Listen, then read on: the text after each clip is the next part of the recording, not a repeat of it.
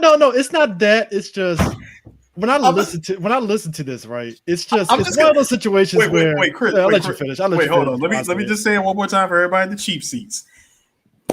You got to let them know within the first 10 seconds of establishing any type of relationship, you got to share me.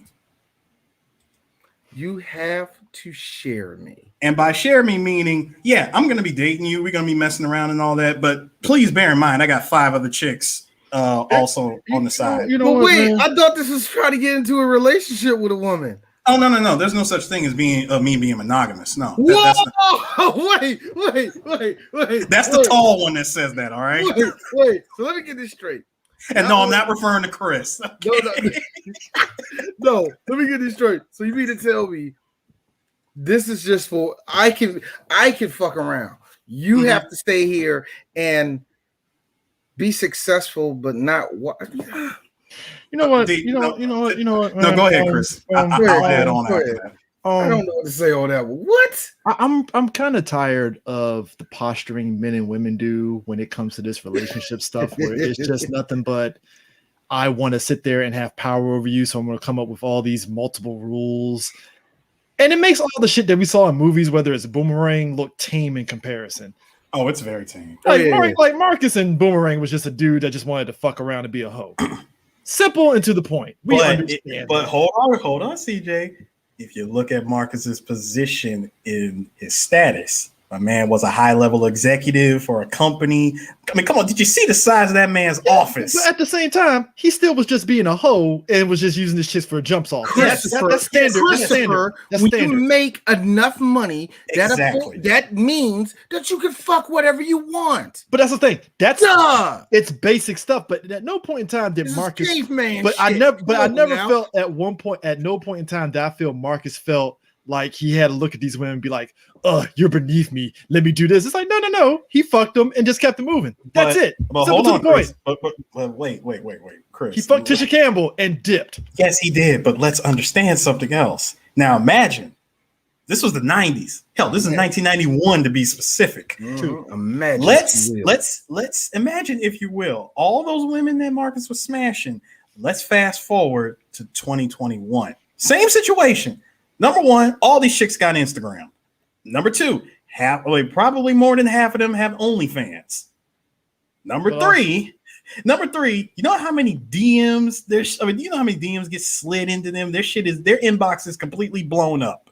But that's what made it great with Robin Givens flipping that shit on him, and that's why I liked it, because it's like, oh, so now you got a woman just being out hoeing you, and now you like the part where he clutched his fucking sheets afterwards, funniest fucking shit ever, where he's like, oh my God, I was violated. I'm like, bro, you enjoyed that. Now, here's the thing about that, though.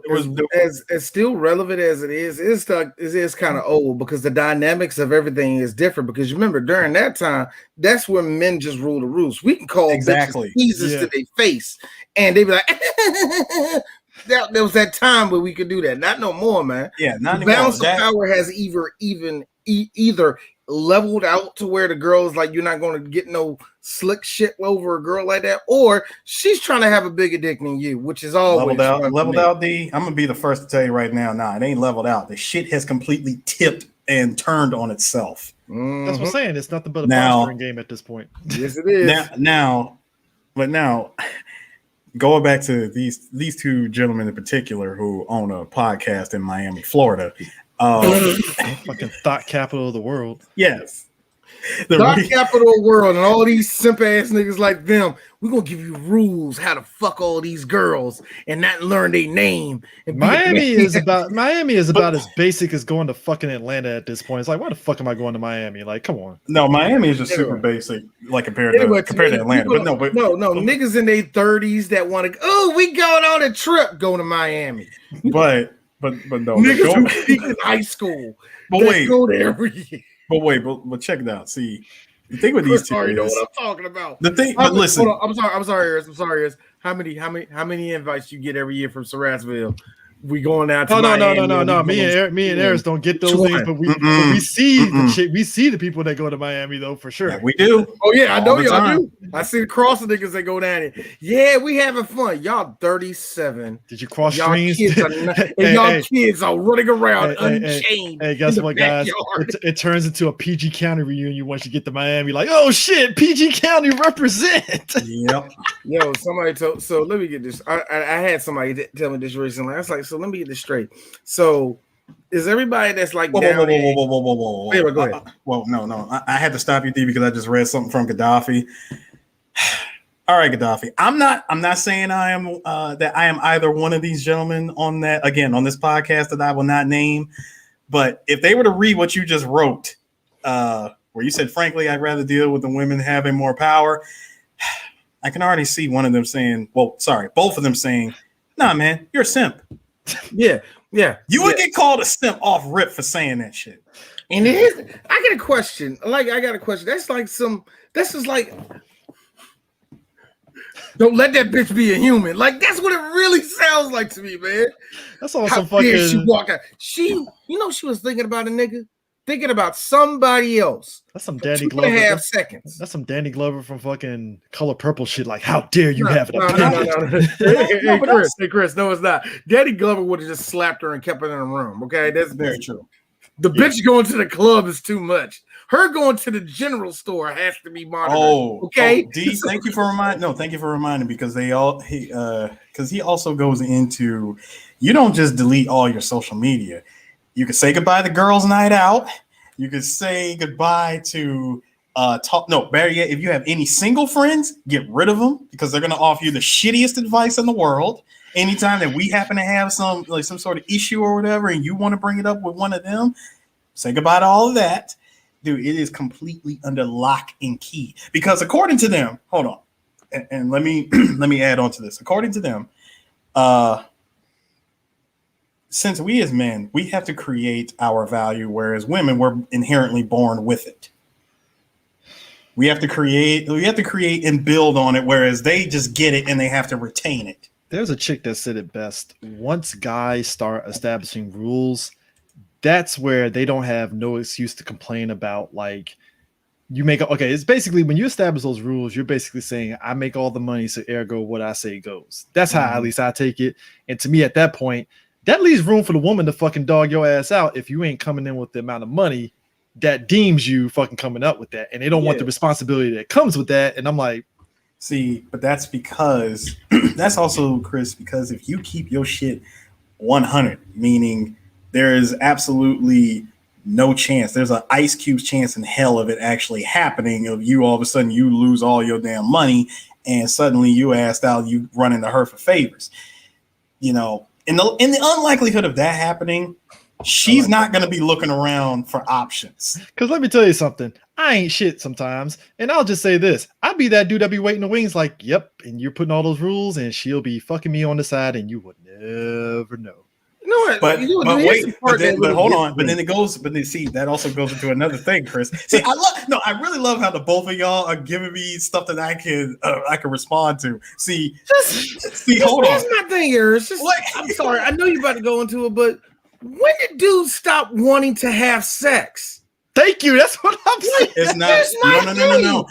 No. We were always told, hey, yes, do all this machismo bullshit because yes, men teach each other machismo bullshit. But you know what we also say? Better do what she say, nigga. Look, like I know she about it. Look, I know she on one. Her ass fat. Yeah, I know, man. No. See, D, stop it. See, because these two live in Miami, BBL is like the number one thing on the list. So seeing an ass like that is like whatever. It's like honestly, it's like taking a piss. You know what? I don't give a crap, man. That doesn't make it. But that doesn't mean that you fall prey to that bullshit. No, I'm just take your time. When did guys stop wanting to sleep with women? It's not that they didn't. It's not that they didn't. It's not that they don't want to sleep with women. Like, if anything, these guys they are teaching us to sleep with as many women as possible. But this sounds like it's it sounds like you're allergic to vagina when you're pretty much anytime. My big rule when it comes to equality is just that equality. There must be a balance there. There must be two people talking to each other. You are human beings. I think that's the You problem. are human beings. Look, Harris. I am so glad you said that. I'm just saying, you're both human beings. The only difference is she got an innie, you got an outie. That's the only difference. Sir. Stupid. She's stupid. Sir. You're smart. She's smart. Dwayne, Mr. Shaw. Wow, you use his whole government name. Damn. You use my full government name.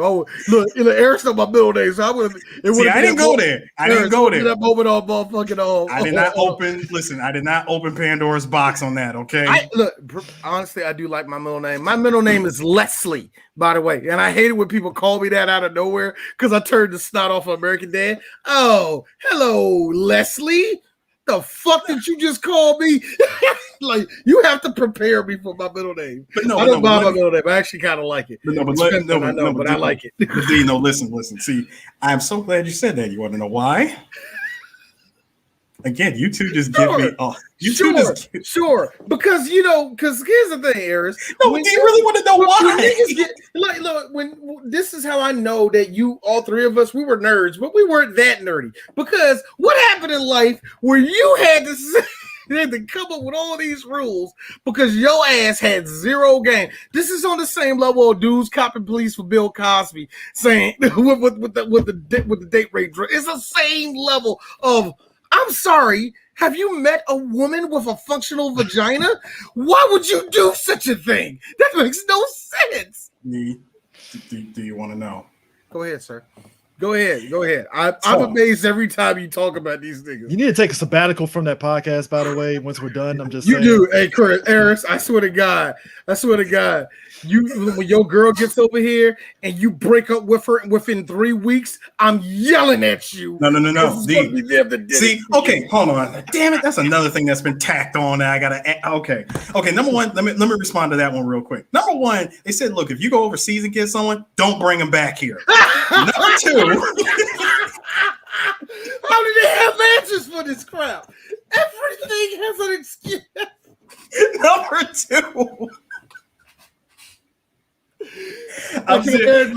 Hey, Chris. I died laughing when I heard that. Can't you imagine Eris all of a sudden? Well, that's the end of me. Like grand opening, grand closing. Go to the fucking high. Go to the high school. Go to high school reunion. Everybody's like, "Hey, Eris, weren't you married?" Oh, about that. Man. Oh, man. No. She was tripping, bro. No, I'll be like, no. See, I am. She's still over there. Wait, but what are you doing back here? Oh no, I'm just here for the reunion. I'm already I got a night flight after this. Or Eris pulls a surprise, and all of a sudden Toya is like in his hand, and they're hand in hand. Like, hold up, bro, you got a second wife in America? Yeah. Funny story about me and Toya. It was crazy, right? I was like, oh boy. Or what I'm really thinking. Eris has that look like.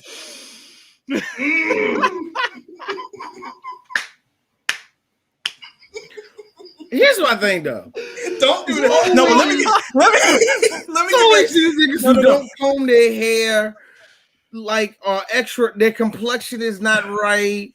I know they wear cologne, but it ain't the good cologne. You know, niggas that buy everything out of GQ, not the good shit out of GQ, just the barely look good shit out of GQ. No, there is something about these niggas that smell like a real, not like the decent MLMs, no, like the real bad ones. It's like that type of energy. You know what I mean? No, but let me hold up, but let me get back to my to your original, to the thing that you said is my original point. What, the other Audi? Yeah, see, with that. Here's the other part. Women, according to them, women play by a different set of rules as opposed to us men. Well, yeah, that's actually true. Yeah. Mm-hmm. Yeah, that's fair. Correct. That's very fair. Yes, it is. That's correct, right? Yes. And the other part, there is no such thing as equality. Okay. Cool. No. Hold on. Let me because I kind of get that. Let me expound on that. Okay. There's no such thing as equality. Reason being, number one, women play by a different set of rules. Number two, God, what was it? What was that thing they said? Yeah, number two, women have this laundry list of things that they require from men to be in their life, which is completely different from what we as men want. And on top of that, in times of need where equality supposedly comes into play, here's where they question equality. Okay, men and women are equal, right? So let's say someone breaks into the house. Someone's attempting to kill us. Are you, as the woman, since we're equal, are you going to step in and try to fight off the guy, like fight off the intruder? I knew they was going to do this. I knew it. So they're trying to go against. They try to attack tradition. I knew it. That's where it always goes. That right there. When I heard that, I was like, it does make a giant hole in like in the logic of equality. You know, I always feel that equality is not actually as what we call as equal as what you think it is. You know what I mean? I always say that's like it's going to be double. It's going to be double standards, unfortunately, in certain aspects. So you're not going to get 100%. You're not going to get 100% equality. Like here's the thing: you try to get close enough. You try. Like, shout out to Gaddafi. Said I got more contingency plans than Batman. Like here's one thing that killed me. Like I understand that there's this thing where men want to have their own way, women want to have their own way, yada yada yada. Bull, I don't give a shit. What really gets me is that it's like because women want different things than men, we should shut up. Like here's the thing: that's to me that's what pisses me off. Because the one thing that is missing in all the equality is seeing somebody for who they are. They weren't raised like you. They don't know certain things that you do. Yes, I know all this shit about Dragon Ball. I tell that shit to Angie. She was like, okay, wonderful. You see what I'm saying? Like I don't expect you to have the same thoughts and all the rest of that. And what makes marriage cool when two people are married, they usually go Batman and Robin with the shit where they look at each other and they get the shit going. Yes. That's because they know each other. They're partners. Also yes, the dynamics of who's Batman and Robin switches up too. That really switches up. But you know what? I learned that shit from my parents. I always thought my dad was this real strong alpha male dude. You know how many times my dad had to no, your mama has that. No, ask your mama. Ask your mama. I didn't know, ask your mom. But Dad, you're the one in charge. Don't shut the fuck up before your mama hear that shit.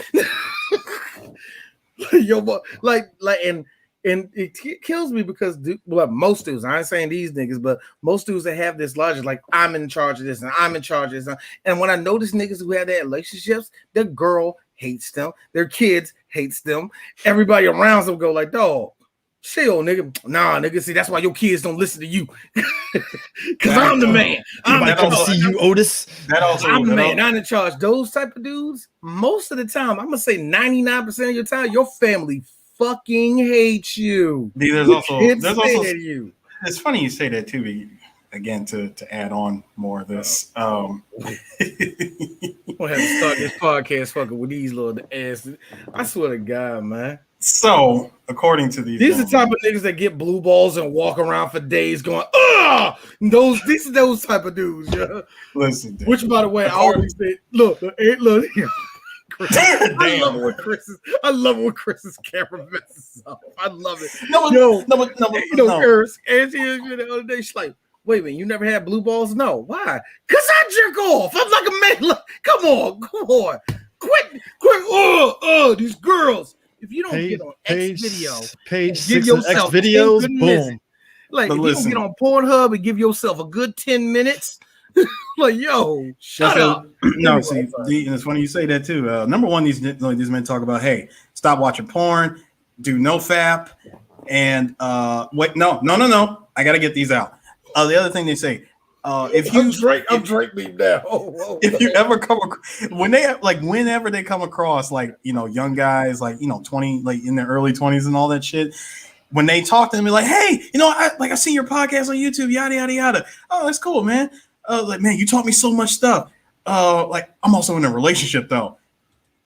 How old are you? Oh, like I'm 21, 22. Dude, what the fuck are you doing, man? When they say that, if you're between the ages of 18 to 35, you are not, I repeat, you are not allowed to be in a relationship. You are not allowed to be in any committed relationship. You have to focus on yourself, focus on staying in the gym, focus on business, getting money, all that shit, and then let women come to you. Can we stop this shit? Because I'm annoyed at this point. I'm annoyed at this point. I'm not mad at you, Eris, but I'm just like, I'm coming for you. It's the Germans coming for you, bruh. The only thing that I will always push back on is, hey, look, if you're 2021, you probably shouldn't get married right now. Yeah. That's the only thing I will ever push back on. 2021, no. Personally, I think after 27, yes, you can think about marriage. That is your future. You're allowed to have that type of thought process. 35. See, here's where it gets funny. Why does everybody want to be their one aunt who's been in so many dysfunctional relationships? They want to get married in their 40s. I don't understand you niggas, man. But this is where it gets funny because these are the same trying to have a baby. What? These are the same guys that will say this is the rules for men. 18 to 35, don't get married. Women, however, you better already be married and at least had a kid before you turn 31. All right, stop this. Go fuck this up. No. That's exactly why I'm like, if I was ever a guest, I would punch them in the face and be done. No, fuck that. Nah. Look. And I mean, this is all coming from the perspective of modern day dating. This is my one question to niggas who live this life, because yes, those guys are successful at sex. But here's the one thing I have to say, dog.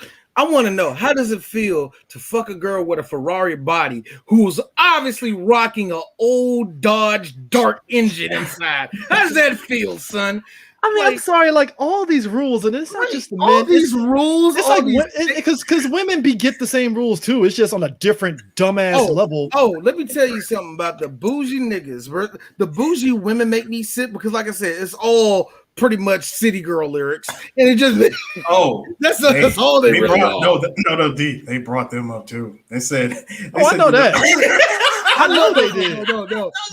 Outside of my favorite chestnut of homegirl being, look, the only thing I like about the city girls is the fact they make thought music, and I love it because like, don't let a man run you. I'm like, no, you bitches married, like happily married right now. Wait, D, listen, man. See, they said, listen. I know Chris is done, but listen, women's society, according to them, women's society in general have dictated. I can't with you too. Listen, I can't with these niggas, man. Yo, when did you start listening to niggas got micro dicks, bro? Like honestly, man, them the niggas that say don't get circumcised because it gives you extra 2 inches and they got small dicks. That's what they sound like. Idea time. 3BG side episode. Niggas with micro dicks. The episode 5-episode miniseries. 5 episodes. What's in a miniseries? Wait, I get it. Miniseries. I get the miniseries. I hate what you did, Chris. I hate what you did, but damn it, here's a gold star for you, sir. Listen. Man. Listen. No. Hey, nigga, here, have some Tito's, man. Come on. Come on, man. Get one for you. Hey, D, did you pay $1 for him? That doesn't make any sense. Why would the Tostitos company sell them for $3? No. Gotta get the line right. You gotta learn. What? Why would the Frito-Lay company? Again, women fucking out of breath. The society. Stop talking about society. We live in a society. Yo, I can't believe Joker was right. We do. Holy crap. Who knew that dumb line was actually all right. Just get some lipstick and just put on makeup right now. We live in a society where I look, as much as I hate Jared Leto Joker, I love it. Because he just did it. We live Listen.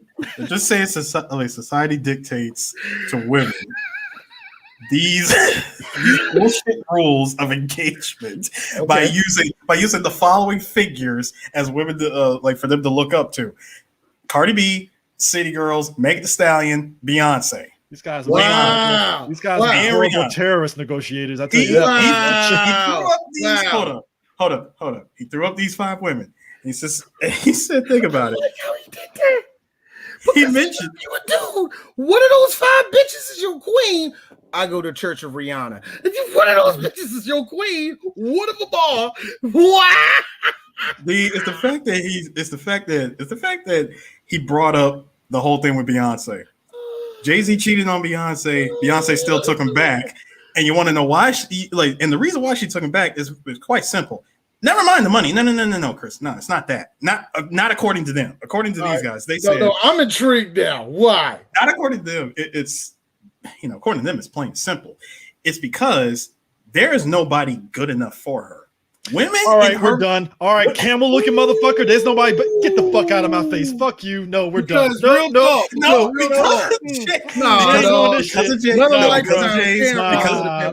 because of Jay-Z's status of where he is in his position and all that bullshit.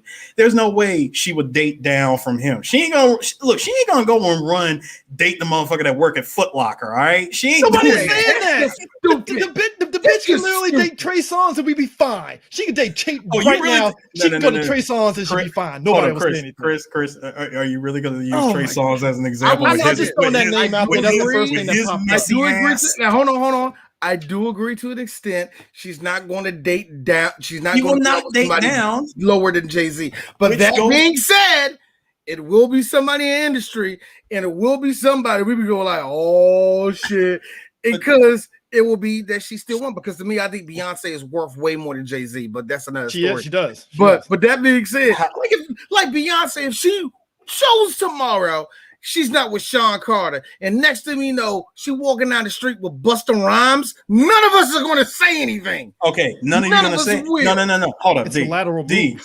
D. You say none of lateral move. No, stop. Personally, first of all, I think Busta.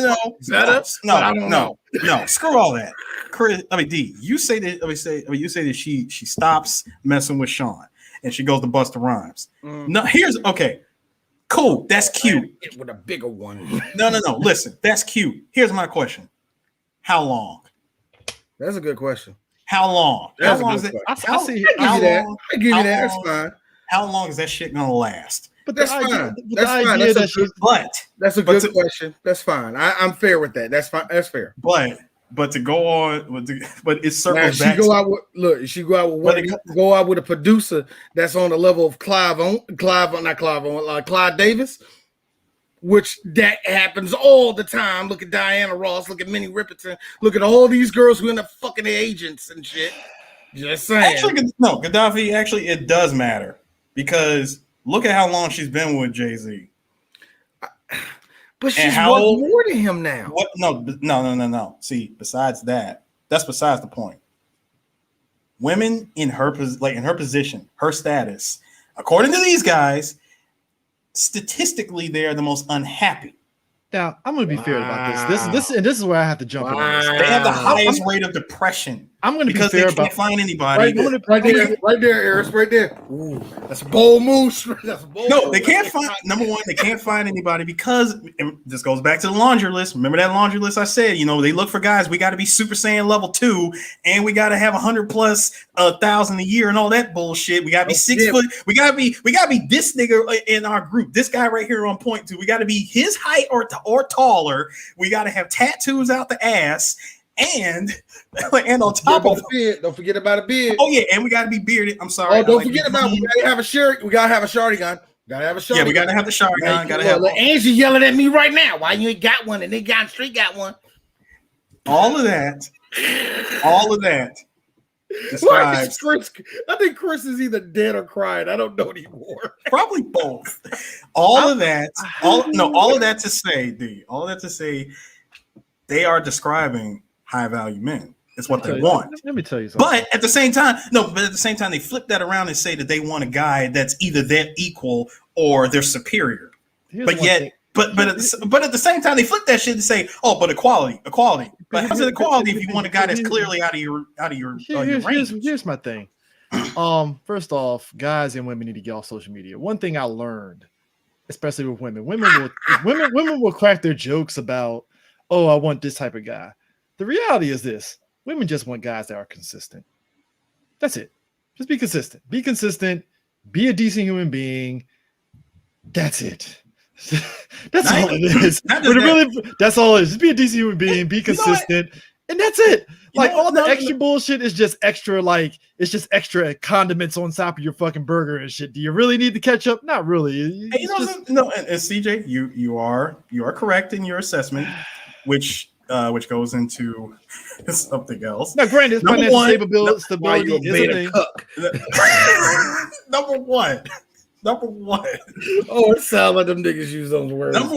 Number one. Yes, and they say that a lot. Number one, you only smash the 8s, 9s, and 10s. You never wife them up.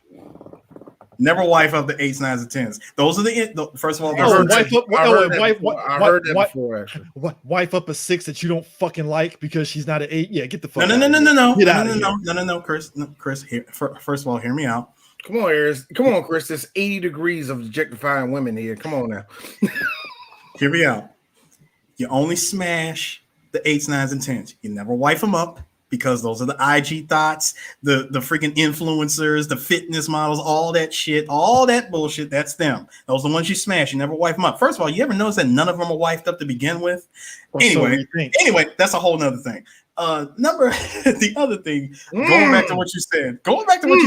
That face I was making was I agree, but there are so many caveats and asterisks on that one, man. No, but going to what you said, Chris, about 6s, right? The 6 that you don't like. First of all, there is a 6 that if she just changes her hairstyle a little bit, slaps on some fairly decent, natural-looking makeup, she automatically becomes the elusive unicorn number 7. Nigga, I can get a 5'7". I can get a dude that's my fucking height that's like dork as fuck. Throw some fucking damn Nike shorts on him and if he's in decent shape, throw on a fucking Nike shirt, and all of a sudden he goes from a fucking 5 to a 7, and every dude chick wants on him. It's not hard to fucking look.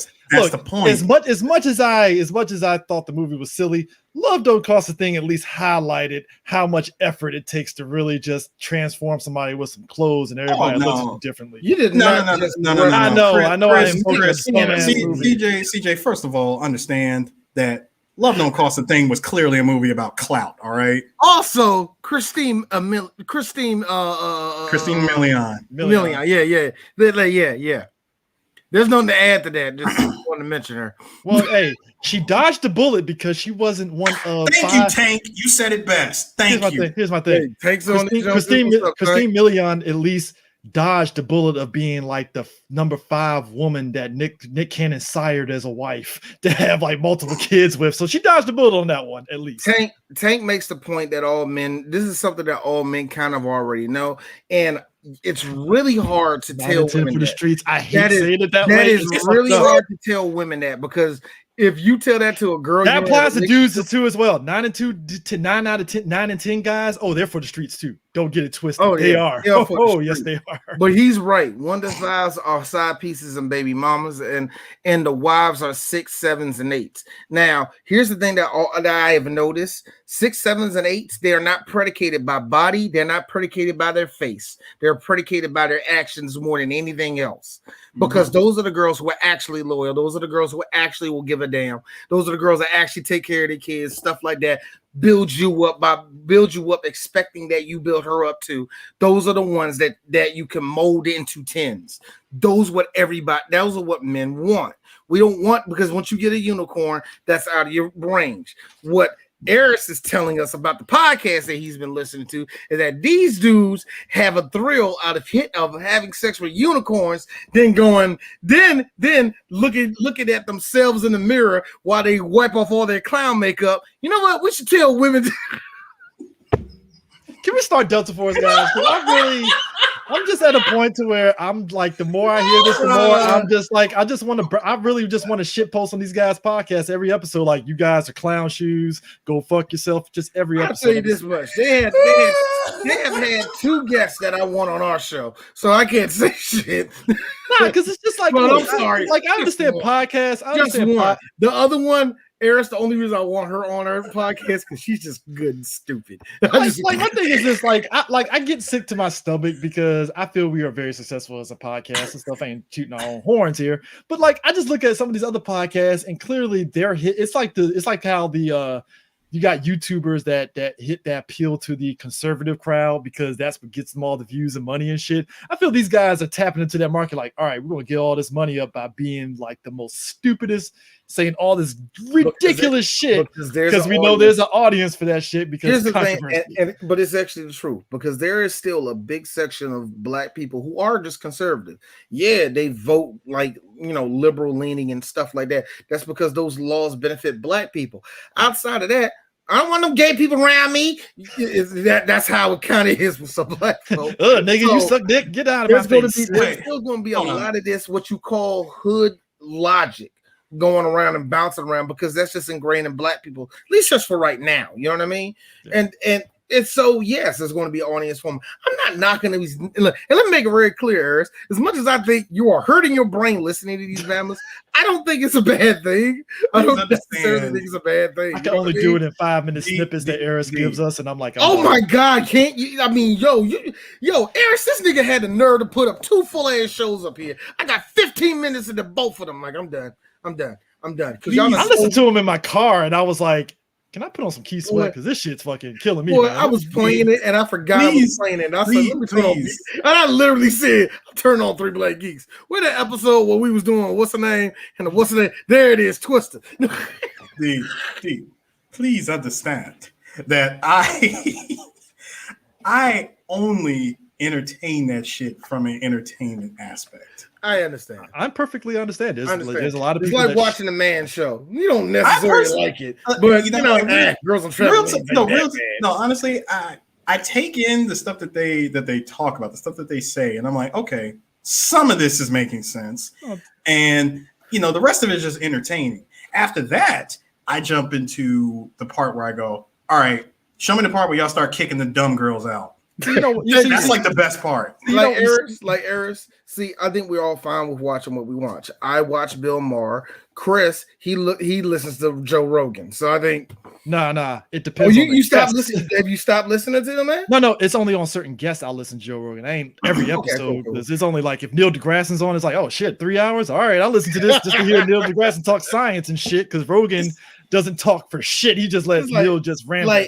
I love Bill Maher until it comes up to race relations and talking about millennials because it's like, okay, Bill, whatever you're about to say can suck a big fat white dick. I don't want to hear it. I mean, the other reason why I enjoy the show is because of the guests. Not even just the science of it; it's just the guests that they bring on. Just lying about the science part. There ain't no goddamn science to that shit. I'm just saying.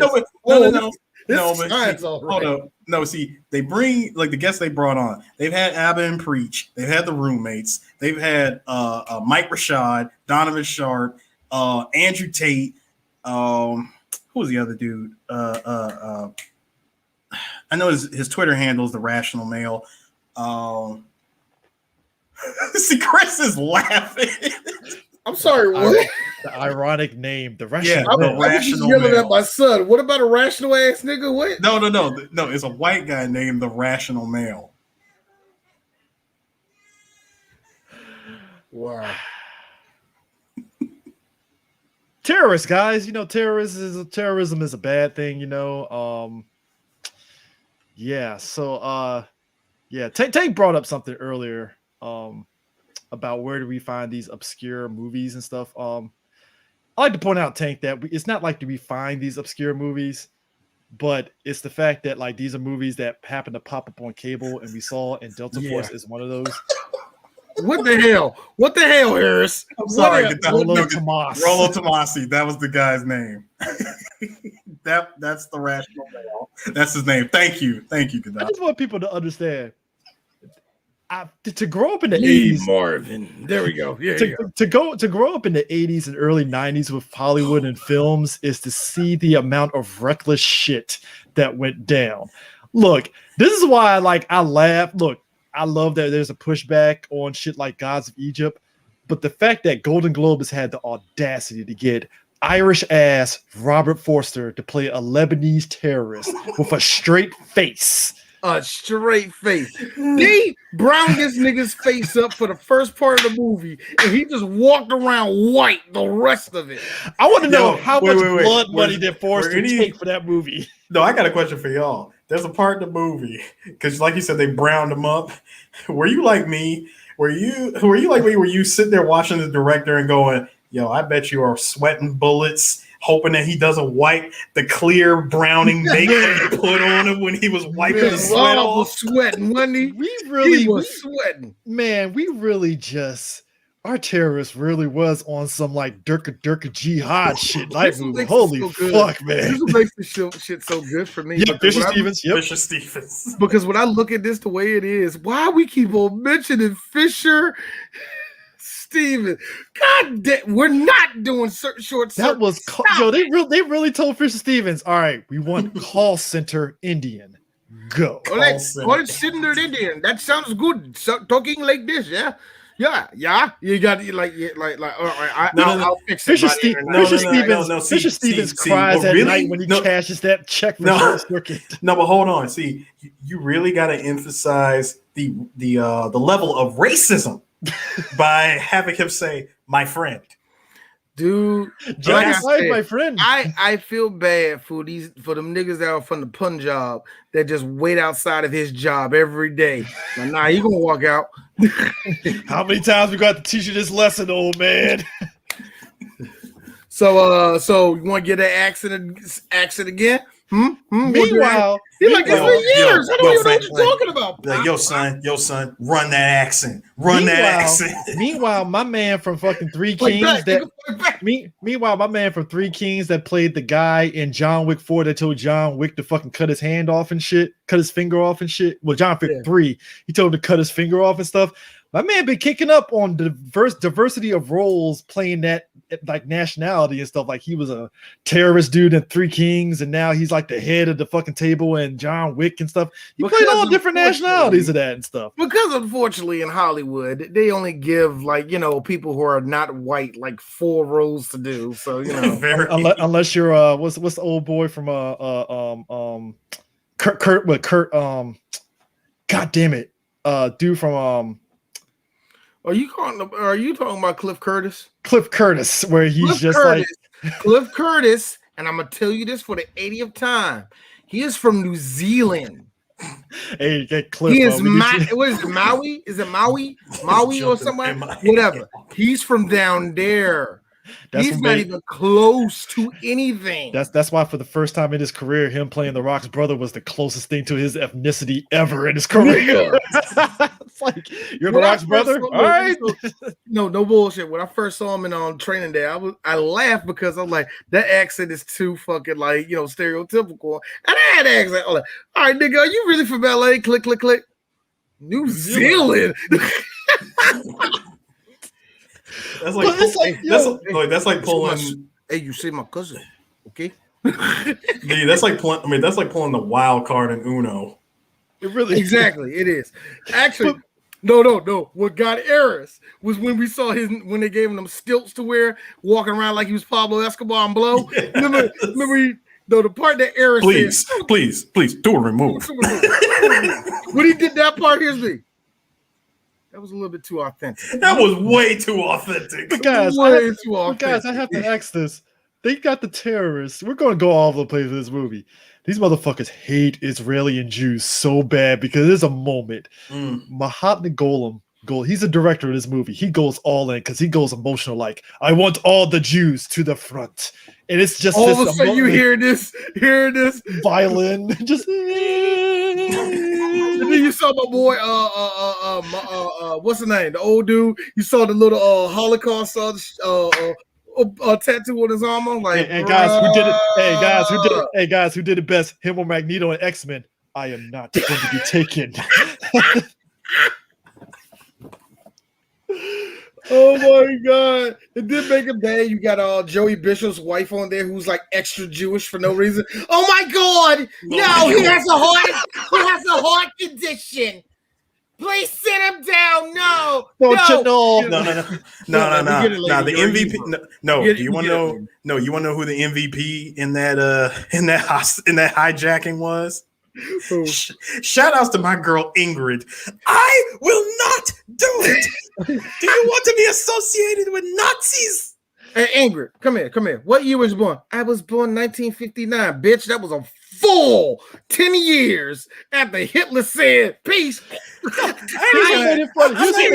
not even going to ask her. I am not going to ask her when was she born? I would just say, Ingrid, how old are you?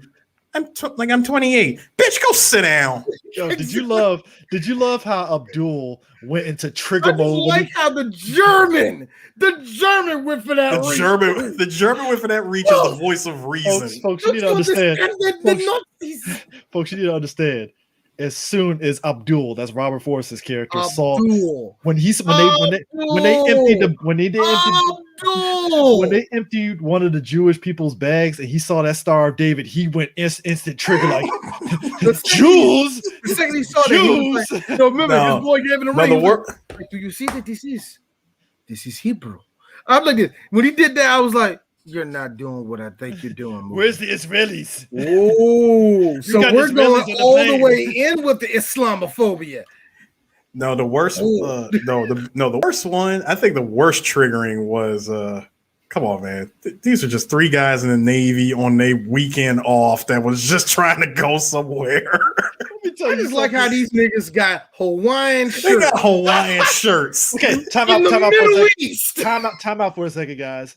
As somebody that's in the military, there's always that one guy that wears the most cornball shit to show that he's in the military. If you ever glance, these guys know there's a picture of me on my Facebook profile at one point when I came out of basic training, and I had them fucking basic training big ass thick glasses. There's always that one motherfucker that still keeps them glasses on when they get to their permanent duty station, and you look at him like, dog, take them shits off and put on your regular fucking glasses, dog. Like you're making it obvious. I had that shit from the army, and I swear I burned them when I got out. Dude, as soon as I got the text, I'm like, nah, fuck these glasses. These shits are fucking done. I burned them. The Hawaiian shirt is a great example. It's like, bro, you're just putting a bullseye on your back. A bullseye on your back, and oh God! I mean, that's the anime shirt for the military, right there. Yes. And you know what, Chris, is even more ironic that it's a Hawaiian shirt at that.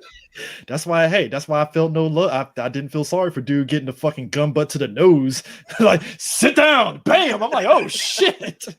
Speaking of gun butt. No, hold on. D, wait. I'm gonna mention the gun butts in a second. The triggering.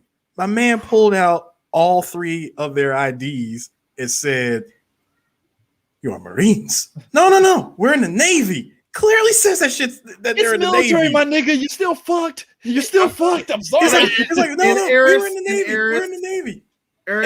And I hate to be that nigger, but the Marines and the Navy are usually associated with each other all the time.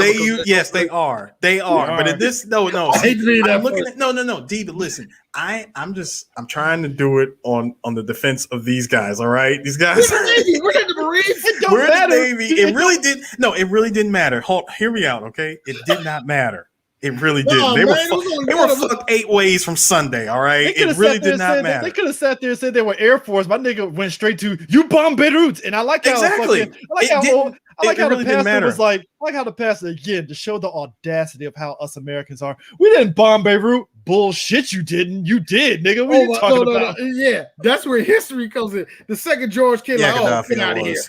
When George Kennedy, again, ladies and gentlemen, Oscar award winning George Kennedy. We didn't bomb Beirut.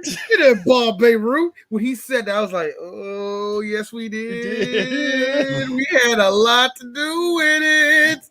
We might didn't pull the trigger, but we gave them the castor shell. But also to be fair, but let's also be real. To be fair, this is the 80s. We didn't have Wikipedia. We didn't have the internet. So having access to like deeper details didn't really kick in until until like the 90s when we got the internet and you could look that information up.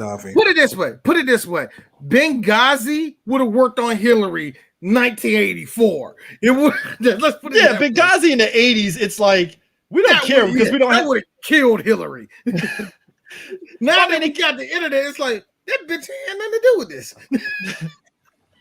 No, but it's like the terrorists in the 80s, it was there. And then we get to Chuck Norris and the Delta Force. Let me tell you something. This guy saved the dude from a burning plane that exploded and was like, I'm retiring to Canada. I'm tired of this. First of all, like no. First of all, I love just like Chuck Norris. I love the fact that the first of all, the fact that they said it's gonna blow any minute, dude. That explosion waited for Chuck Norris to leave before blowing up because they recognized because it recognized, oh shit, Chuck Norris is here. No, hold the explosion. We ain't gonna do shit till he's out of here. Yeah, man, that's Chuck Norris. He's actually American treasure. You know, he beat Bruce Lee in a fight. That's not true, dude. That's not true. That's not true at all. He lost. That's what I read. I read that on the internet. I don't know. Like no. He lost badly to Bruce Lee. I don't know what you're talking about, guys. I read that in a magazine. Okay, I think Karate Edition magazine. Also, same guy. Also, believe it or not, guys, I saw Frank Dukes. Yeah, he could do that. He definitely can. Imagine Frank Dukes. Imagine Frank me and Dukes. My other buddy, you know, my other friend, you know, he's a tanker out in Saudi Arabia. Yeah, he's Frank Dukes is the guy that will say, "Yeah, my second cousin's sister's brother told me Chuck Norris beat Bruce Lee," and it's like, no. Frank Dukes is the type of nigga that will put blue colored tape on top of a dime, stick it to his chest. Yeah, see that? Yeah, I was in Laos 15 years. My man Chuck Norris lifts a Jeep by himself. No man. And the movie doesn't show him actually releasing dude's leg, because what was weird is he lifts it up and it doesn't look like the dude got his leg from under it because he's still grunting. And I'm like, so is he free? Dude, and when Chuck drags him, I'm like, so he's free, I guess. That happened later on. First of all, my man barely the exact same thing. My man barely moved after, like, when Chuck lifted up that damn Jeep. It was on the same level later on that movie where Stephen James had all the hostages going with him and he's trying to escape out. Remember, they threw that grenade in there and everybody blew up, and that one dumbass stayed by the door. Look, I like this. Steve jumped. I laughed like a mother. But the one guy who didn't jump, like, I think I'm stuck. He's like, I'm stuck. They're going to have to take my leg. And I was like this. You better be glad you have a leg. What? Or the medic. What type of contained explosion was that? Or the that dude, just to graze you? Or one of the dudes that was like, I'm a medic, I can help his leg. And Steve James like, all right, get to it. Yeah, elevate his leg. I'm like, all right, whatever. Steve I lose my leg, and Steve was like, yeah, you be jogging. My man said you be jogging by next week. So I'm like, he's gonna lose that leg. I don't give a fuck what you say. No, so you mean to tell me a whole ass grenade blows up literally a foot away from them, and that's the extent of damage that he took. Hold on, Chris. Hold on. So, and you're telling me after he took that, you know, that amount of shrapnel to the leg, he's gonna be jogging by next week. How exactly did his leg not turn into instant red sausage? I'm not even sausage, man. I'm talking like red dust, like red clouds. I mean, let's be fair. Like grenades was there. Now here's the thing. He said, "Dude died like old dude's brother in trespass." No, but here's my thing. Like grenades in real life, they don't do the big explosions, but it is enough of a damage where it's more shrapnel injuries than like a big fire explosion. Right. So, like, to be fair, when Steve James dives, Steve James should have caught some shrapnel to his fucking That's what I'm saying. Nobody caught it out of the home. It's just the one dude that happened to be there. Like Steve James jumps this way, homeboy just like, okay. Man, my leg. My man caught literal flesh wounds to the leg. But my thing is this. So he retires because the whole thing is Peterson, that's Chuck Norris' character. No, McCoy. He's kind of one of those people that, you know, look, if you've been in the military, even if for the 4 years I was in, you get kind of tired of the fucking bureaucracy. That's like no bullshit. That's some shit that like you really get kind of tired of. And you know he was tired of it, Chris, because he said, "This is like in Vietnam all over again. I won't accept it." He says it in the most regular ass way. I'm going home, guys. I'm going home. Going to Canada. I'm tired of the bureaucracy. My man literally pulled a solid snake. Lee Marvin stares in distressed white guy. Look. No, Chris. He stares in Diet Troutman. No, he stares in grizzled army vet.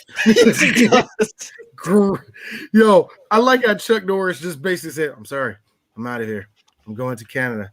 I might grow a whole beard this time."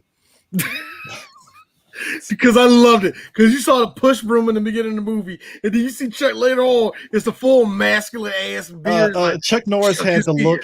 Chuck Norris, and again, this is a thing here. His first look at the beginning of the movie is what he had in the first Braddock Missing in Action movie.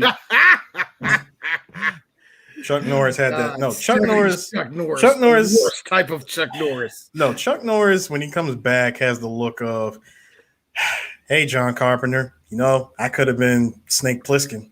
Sorry, sir. Here's John Carpenter. You're a pussy. Yes. Kurt Russell sitting there, arms folded like. I can see John Carpenter saying that. Because real talk, I'm going to say it. If Roddy Piper can beat the living shit out of Chuck Norris, I'm being real. Roddy, Chuck would have hit Roddy with one roundhouse kick. Oh, looks like he's doing Chinese stuff now, guys. He's listen, I'm gonna tell you one time. You put on those glasses or start eating that trash can. Now, can you imagine Chuck Norris delivering the line? Not this year. I can't hear it. No. I would have loved it. I would have loved for your boy to like Chuck Norris with the eye patch. I don't want your war.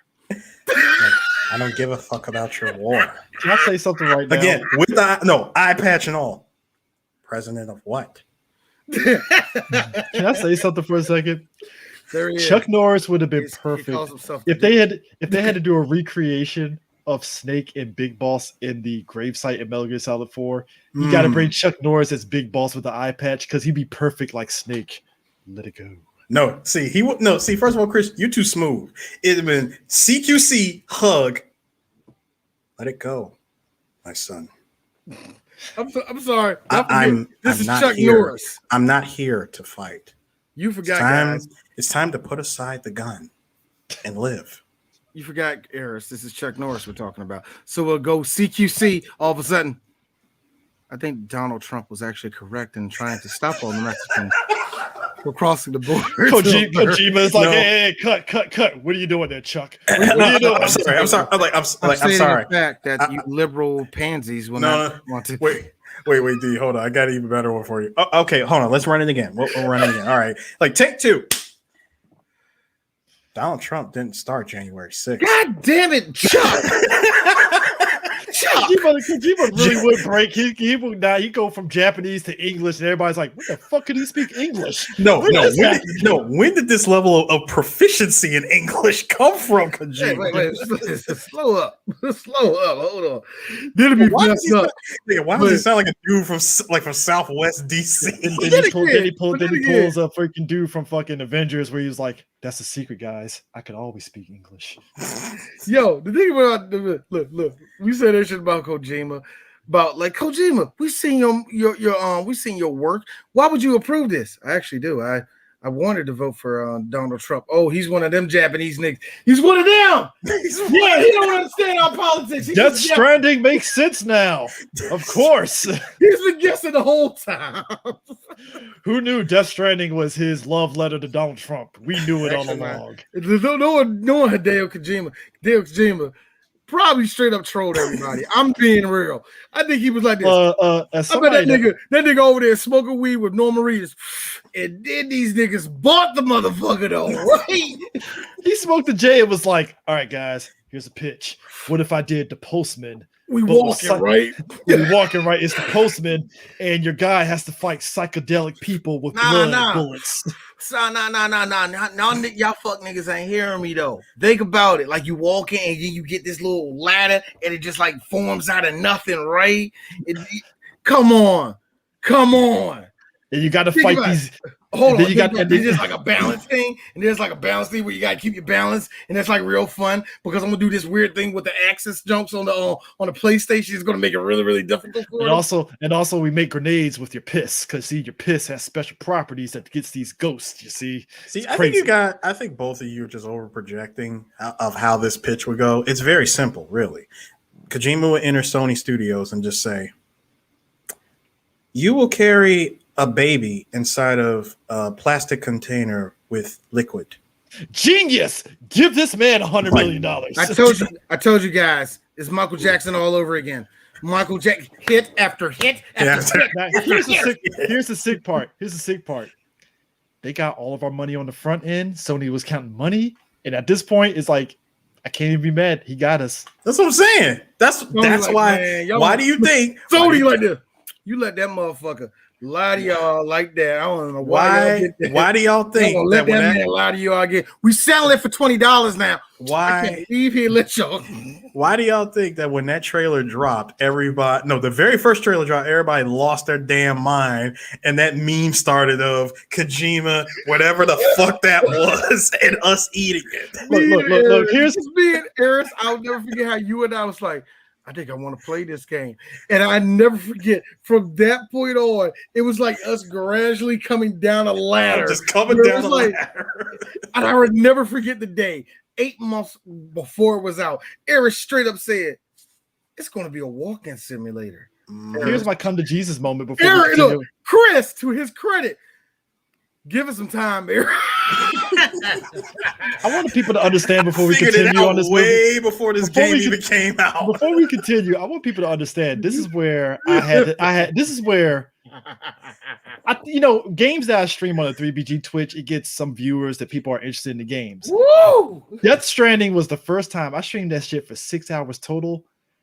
Other than one person, shout out to Godchild, he was a trooper through the whole process. Motherfuckers were not checking for that fucking shit at all. And I was actually engaging and like doing the missions, playing through the story. Godchild was the only consistent one I was having conversations with. Let me put it to you this way. I was actually watching this motherfucker who never does nothing half the damn time. I was watching Spoonie play that game. And Spoonie was like he got to one point where he literally fell down, had to pick up his shit, all that. He just stopped. So what's the fucking purpose, guys? Like, do you want me to keep playing this game? Is somebody just donating them more money? Like, they gotta keep playing this game. See, here's my thing. I told myself, hey, Chris, I'm glad you weren't getting donations. Because that would have been you. Fuck. I stopped after 6 hours, and I was like, guys, I'm playing this shit offline on my own time. Let's go on ahead and play some Metal Gear right now. Let's get back into that. Yeah, let's do that. They would have been mad at D. Like, wait a minute, are you playing Death Stranding? No, I'm playing FIFA. But you've been playing it for the last 8 days. I know, right? 6 hours. But see, here's the thing. So getting back to Delta Force, right? The terrorists on the plane. I like how it's not Delta Force. I like how it's the Delta Force. And then it turns into and then in the sequel it just turned into Delta Force 2 and then Delta Force 3. Wait, gentlemen. Delta Force 4, gentlemen, I gotta stop us real quick. Tank, I have been saying that game was trash to D. See, it's mid. No. Don't listen. No. Don't listen to the tall one. Do not listen to the tall one. I didn't say it was excellent. Do not listen to this guy. I am telling you, as the central Metal Gear Solid guy of 3BG. No, that game is trash. It is a trash fire. He's a hater. How the fuck am I a hater? Please explain that. How am I a hater? Hey, Chris. Yeah. Explain to me any of that Guillermo del Toro bullshit that was going on in that game. No. See, I'm just joking because, to be honest with you, narratively, Death Stranding made more sense than Metal Gear Solid 5. Metal Gear Solid 5 removed shit and had the nerve to charge a $60 price tag. Fuck out of here. Here's the funny thing about that. As much as I don't like that game, I have been hearing that from everybody. Like, yeah, it's a lot. Like, Metal Gear 5 was a game. Here's how Death Stranding. You want to know the fucked up part? Death Stranding had a story compared to it. Like, yo, get out of here. But like I said, at the end of the day, here's how bad it was. I blame Konami more so than Kojima. I blame Konami too, but here's how bad it was. When what was the one that came out before it? But right before Phantom Pain, Ground Zero. Thank you. When Ground Zeroes is more well put together than Phantom Pain, I have a real problem with that. Speaking of a line that McCoy would have said, "Kept you waiting." That sounds like a my man. Here's you're right. thing. $90 if you $90 if you count Ground Zero. I think it's this man retired, and old boy Lee Marvin was like, "All right, terrorists are taking over plane. We need to call McCoy back." And I'm like, "Do you really need McCoy? Do you need McCoy? Literally, Roy Campbell. Like he was like, we need him." And I'm like, this dude is on a farm in Canada, herding sheep and stuff, and you're gonna call this motherfucker? But all right, fine, I guess because you need Chuck Norris. Because see, that's the one thing that always gets me about these movies. Not only do they have to start off in the jungle, but they always have to end with one guy going, "No, America lost its way because of Nam," and then they come back in for reasons. Because I'm gonna just say it. They got tired of not killing nobody, so they come back into the army. And they come back in. They come back in with the, with the going home of, "I want what they want, and what every other guy who came here and spilled his guts wants is for our country to love us as much as we love it. That's what I want." Wrong song. Dun, dun, dun. Look, that song, they wore that fucking song out. Where you take it. By the way, Chris, I had to go through 3 glasses of water every time that damn song played. I took a sip every time they played that song. Angie comes in. "What are you watching?" The Delta Force. She was like, "Huh." Like, "Yes, your dad watched that a billion times." Shout out to my rest in peace to my father-in-law who watched Cannon movies like crazy. This was the one that made his dick hard way too much for me. I'm like, why? Like, now here's the thing. Chuck Norris. Lee Marvin had a gun and didn't fire it at nobody. As you see in the picture behind me and stuff, that scene with them with the bazookas never happened. Yeah, because they like Lee wasn't even there. I like how they probably changed that. Like, "Hey, Lee, bring your old ass over here." Why not? Why can't I have the bazooka? Dude, Mahatma Golden literally made more than you. He literally made a G.I. Joe movie. They did. Without using the license, he made a G.I. Joe movie. I had to realize that watching it again. I was like, he did G.I. Joe the movie. Son of a bitch. The only thing that it was missing in this was like a weather dominator or something that does not exist and shit. I guess in this case it would be a peaceful Israel or something, but I don't know. Like, it felt like in this movie they really put a lot of stake on copying what happened in real life with the remember like in the early 80s where those terrorists took over that plane where a whole lot of Israelis. Yeah, it was in Tel Aviv or something like that. Yeah. I just to be honest with you, I know of the instance. I just don't know the details and all that. I meant to read up on it just because this movie, there was a whole lot of parallels to that event, and I meant to read it, but I didn't. But it did happen in Beirut. Yada yada yada. Well, no, did it happen in Beirut? Yeah, it was Beirut. But whatever. Like, the point is, there was a lot of that going on, and then let's dive into 2 things that were happening at the time. Chris, everybody around the world was starting to really see communism fall. And number 2, this was a weird rise that was happening in America. This weird rise of Islamophobia. Basically, the Ayatollah scared the living shit out of all these white people. And it's like, great, now we can't get oil. I guess we pissed them off somehow. Like, what always gets me, if you look at this movie, the attitude from the Americans is like, "Oh, shut up. We did nothing to you." That's the attitude. They made it too clean. Movie. They made them too clean. It's like, you can't make them too clean. Because like I said, when old boy said we never bombed Beirut, I'm like, bullshit, you did. I just love that because anybody that has a base knowledge of history would hear that like, we probably didn't pull the trigger, but we had a hand in that. I'm just saying, a lot of that shit had Ronald Reagan's name on it. I don't know what you're talking about. But it was like, but the thing of it is, it's like these terrorists. So the basic thing is, what they did was they land a plane in Beirut. They take the hostages, the men and the children, the women and children to this church. they take the Israeli and Jewish guys, the Israelis, to a separate compound. Yeah, because when they landed at church, they separated the men and the women, and they tell all the Jewish men for whatever reason to come to the front. I like how one of them was this basically a Russian. He was like Polish, but he wasn't really. He was Christian.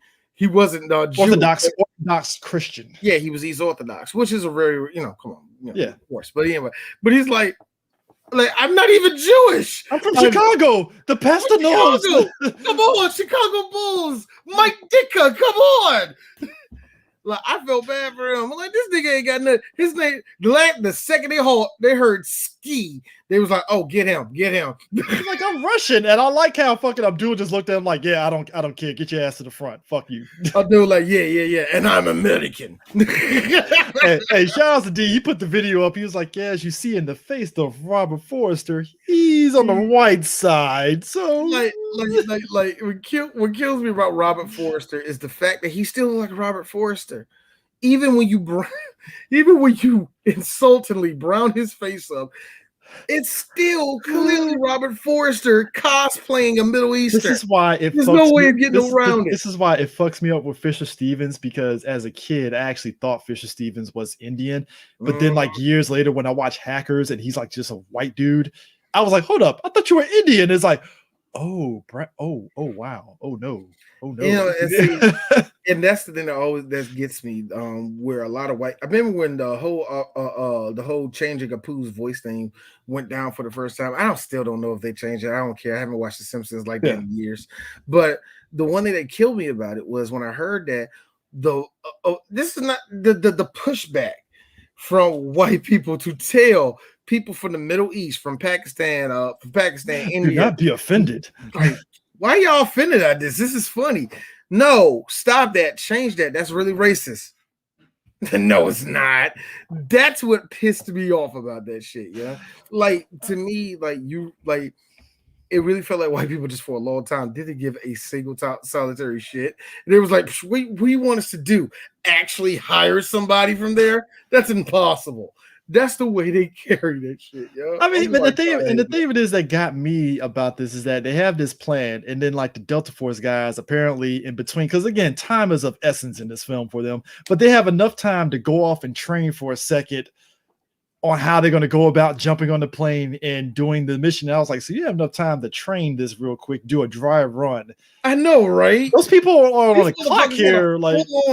They had a full-on plan, nigga, with phases and shit. I mean, they had a priest that they had as an undercover dude that was literally masquerading like he was doing scriptures, but he was really like kind of masquerading it as like he was like a message. Yeah, he was like undercover. And even with that, the second, because even when you see that juxtaposed to the Islamophobia, it's like the second I saw him and I saw him and I saw what he was wearing, I was like, oh, he's Ethan Orthodox. Oh, he's a Christian. Like how I like how he's going to be on the side of good. And I know like D, you're a Christian too. Yeah, but I don't like badly written shit. Well, I like how Abdul sniffed his ass out like, that priest is very suspicious. I don't have trust that Christian. I do not trust that. I do not trust the Christian. That's exactly what he said. You know what? I don't know if any of the Farsi or whatever it's called. I don't know if any of that he was speaking was real, but they was all answering each other back to the point where I really felt like it was like Durka, Muhammad Jihad, Durka, Falafel Durka. And the one dude, Durka. Or my favorite one. I just love how my man was like, Durka. Or the one dude literally on edge the whole time that was talking to that little girl, like, how old are you, little girl? How old are you? I have a daughter. I have a daughter like you. Too bad she got blown up by bombs. I'm like, yes. Whoa, dude. You're from America, right? You know what America do to my little girl? Do you want to know what America do to my little girl? Blow her brains out when she's sleeping. I am so glad. But I'm going to let you sit down. Go, little girl. Go, little Jewish girl. Be happy, little American Jew. I am so happy that you guys brought up this guy because I was going to mention something about him. See, there was a moment with that exact character, by the way, he says something, and it really made me feel, ugh, like when I heard it. The line was, "Why do you stare at me? You hate me, don't you? You know, I don't even hate you. I don't even want to kill you. It's your America. You know, your like your politicians in Washington, D.C. I want to visit your country. I'm going to go there one day, and I'm going to drive a truck. And with this truck, I'm going to drive it into the White House, and I'm going to blow it up. One day." No, hold on. Wait. He points at the guy, but the camera's like dead set on him when he says, one day. And I'm going, when did this movie come out? 1986. Whew. Looking at it today, hearing that level of threat doesn't sit right. Look, the 1 in 3. I mean, errors. The only I'm just saying. But what you really expect? All right, what you're trying to tell me is that they're going to act that one day these motherfuckers are going to hijack a vehicle of some sort and ram it into something that's very sacred to Americans. Is that what you're trying to tell me? Well, technically, you need to grow up. No, D. Technically, it was USA. they didn't ram in. They stop. Listen, they didn't ram it into anything. Cosby, Michael Jackson. They stop it. Just stop it. Domino's delivered. Stop it, nigga. If you say the Noid, I'm gonna shut off this damn podcast. Pepsi Man. No, seriously. I was gonna say stupid. I was gonna say stupid Steven Spielberg movie. First of all, it was a big ass van that went into what 4 floors of the basement of the parking garage of the World Trade Center, blowing up, took out what 4 of those damn floors. But for me, pretty fun. I mean, just hearing that line in this movie and just making me think what actually took place not too far from there.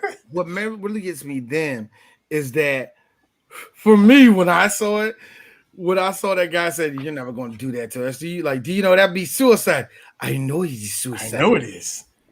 Right there, in a movie theater in the middle of Saudi Arabia, smoking a fat ass blunt. Osama bin Laden. That shit sound dope as fuck, doesn't it, bro? Yeah, nigga. Mm-hmm. Yeah. I say we do it with a plane. Shut the fuck up, Muhammad. Nigga, look, Eris, do it with a plane. But here's what gets me we're gonna do it with a Winnebago and be happy. I mean, look, Eris, 8 years later. So we have 4 years to finish this plan. We do it with planes, Muhammad. I was in the room with you, Osama. Dog, I've been here since when? Since 74, bruh. You wasn't with me shooting in the gym.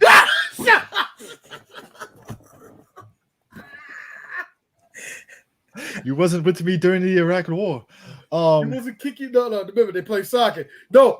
Remember they play cricket out there, nigga. You wasn't out there hitting in the field, bro. Let me tell you something. When that dude made that speech to that little girl. Come on, you ain't. Hey, look at the form.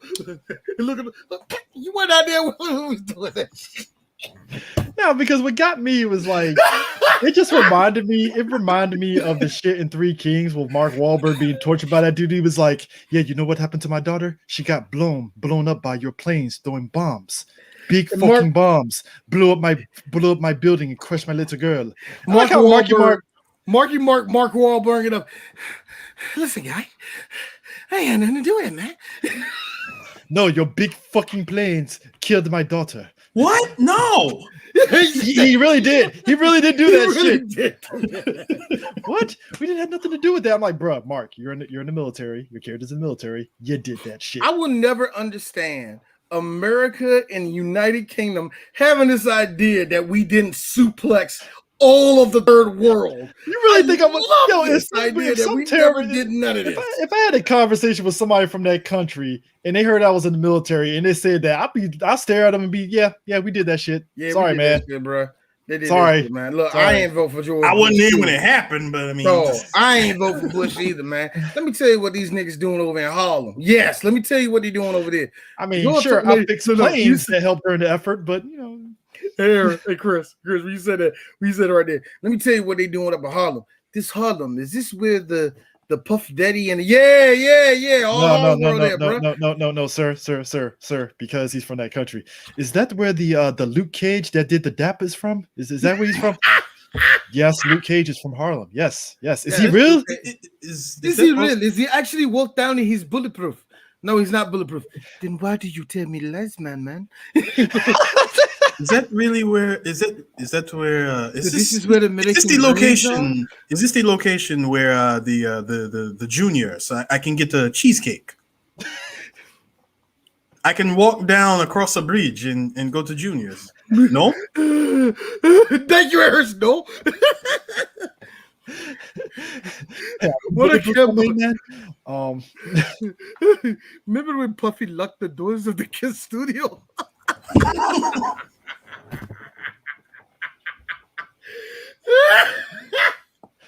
Let me tell you a story about how this Delta Force crew of like 50 dudes snuck up in fucking Beirut. Dudes. Yo, look, this is like the equivalent of a fucking class project. One of the men didn't do shit but just hang back and just watch. This is on the level of if you played a raid, any MMO, if you ever played a raid before, there's at least 6 niggas who are doing nothing. D knows this. Hey D, isn't it like Mag where it goes from 6 squad members to 50 and you that one nigga that just falls back and just watch everybody kill? One of the funniest things ever. We squatted up with another squad. I was on one squad. It was like 3 of us, man. 3 different battalions. We all together. It was like, yeah, we about to do this shit. Everybody in the chat all hyping each other up. He's like, yeah, we about to do this shit. 5 seconds in, because there's this glitch in this game where there's 3 different teams. One team had the most unkillable knife in the world. To this day, I have seen no other game that had a knife like this. These dudes, all they would do is run up to us and just stab us and we're dead, right? So that happened in droves. All of a sudden, you just see 100. Wait, there's 64 of us now? Wait a minute. How are there 20 of us? I look around. It was me and 4 of the niggas. I'm like, oh, we out. Yo, man, everybody dropped. That was a whole personal project where everybody dropped out at, man. I mean, but that's the thing. It's like there's 50 squads. So basically what they do is they split up. So basically McCoy and Lee Marvin. McCoy is just going straight up. I'm the baddest of the badass. Well, bear in mind too, early in the movie, the Eastern Orthodox priest gets captured, and he does the statement that they do in these movies: "Run, drive off." And that was hilarious. Run. And they just, I like how they rough this guy up lightly, and he just pull a 1995 Royal Rumble, throw him over the side. Yo, time out for a second. Dude, first off, that was the second floor, and I'm like, he's alive, right? He's alive. He has to be. He has to fall dead on his head for him to die. Ain't no way in the world. But I like how all of a sudden, again, because I was deployed, guys, that terrorist van that Chuck Norris and them were driving. That Winnebago. That's what we drove. That fucking Datsun. That was a Datsun van. That was a Datsun van, bro. No, that was a Datsun. Bruh. That is the van that we drove to and from the flight line in. Piece of shit. The clutch goes out. Had to fucking put the clutch to the ground in order to shift. We literally dubbed it the terrorist van. No bullshit. I felt like the scene in Back to the Dog. I swear to God, every time we drove when you fit up the Libyans, you had like the Libyans. I swear to God, I felt at one point I was like, bro, only thing missing is one of y'all just diving, just popping up on the side with a bazooka. Them fucking Datsuns go fast as shit. I was like, yo, this is fucking dope. Yo, man, the one thing I heard about that chase sequence though was actually pretty dope though. I ain't gonna lie. It was actually not bad. And that was the one thing I've noticed, and this is a legit praise of the movie. Yes, this is not your typical action movie where you think it's just going to be action, all the rest of that shit. You know what I mean? There's a lot of espionage and all the rest of it that's built up to the story. And then the payoff is the action scenes and all the rest of that. And that being said, from that standpoint, this is not a bad structured movie at all, and the action is done pretty damn well for a 1986 movie that was done by Cannon. This is a pretty good movie. It was solid. It's a solid movie. Just a shitload of propaganda. But oh my god! Can we talk about how McCoy beats the beat Jesus out of fucking Abdul, the most one-sided fucking matchup ever? Like, what the fuck is this? That fight made no sense. At that point, I was like, all right, movie. All right, America. You are literally jerking off at this point. Abdul couldn't even get a fucking pitch. Imagine if you will, Hulk Hogan beating up. Shut up, Chris. Imagine this is Ultimate Warrior versus Triple H. He does not. No, it ain't. No sales. Nothing. This is Ultimate Warrior versus a 7-year-old. I mean, unrelenting. Just Chuck. Look, we're not playing around. Chuck beats the shit out of this dude. This is for America. This is for the terrorists. This is for that Marine you killed. I think every punch and kick was literally dedicated to a state. This one is for Alabama. This is for the good, hardworking folk in Mississippi. And let's not forget about those steel workers in Pennsylvania. Let's not go for the Dakotas. The great Dakotas. This is for the crab cakes in Maryland. This is for the sweet lobsters that are in Maine. Let's not forget about the let's not forget about the authentic thick taste of racism from Boston. Oh, wait, D, one more. I've never had it, but this is for the mumble sauce in DC. Don't know what that is. Don't know what that is. Not sure what that is. Something black related. I don't know. Could be something like ketchup or something that the black people like. Something like that. Oh yeah, West Virginia too. Like, it didn't add insult to comment. No. And actually, Chris, to reference the scene that's behind your head, the reason why it wasn't that way, because it wasn't Lee Marvin, it was actually Stephen James. And I like how they pulled up. It was so funny because it was Abdul's other partner that was in winner. They was like, all right, we're gonna go to the other spot. That's what he had. They pulled up there. They stopped. Like, wait a minute, I think it's a trap. No, I don't think it's a trap. But you just see McCoy and Stephen James walking down. It's like, oh, Allah Akbar. Because you need that in the movie. Allah Akbar. Allah Akbar, and that's how you die. I'm like, yo, man, Jesus, man. No, look, first off, who gave Chuck Norris the G.I. Joe bike? That bike was awesome. I want that bike, man. That bike. Dude, this motherfucker had fucking miniguns in the front, rockets, infinite rockets, by the way. What's the name of that movie? Infinite rockets in the front and back.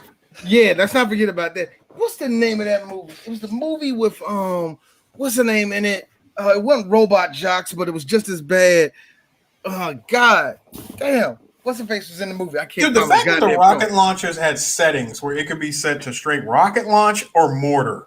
The second I saw those little itty bitty like rounds underneath it, I'm like, are those guns? Is that a machine gun? Then I'm like this. How do you aim with that shit? First off, how do you?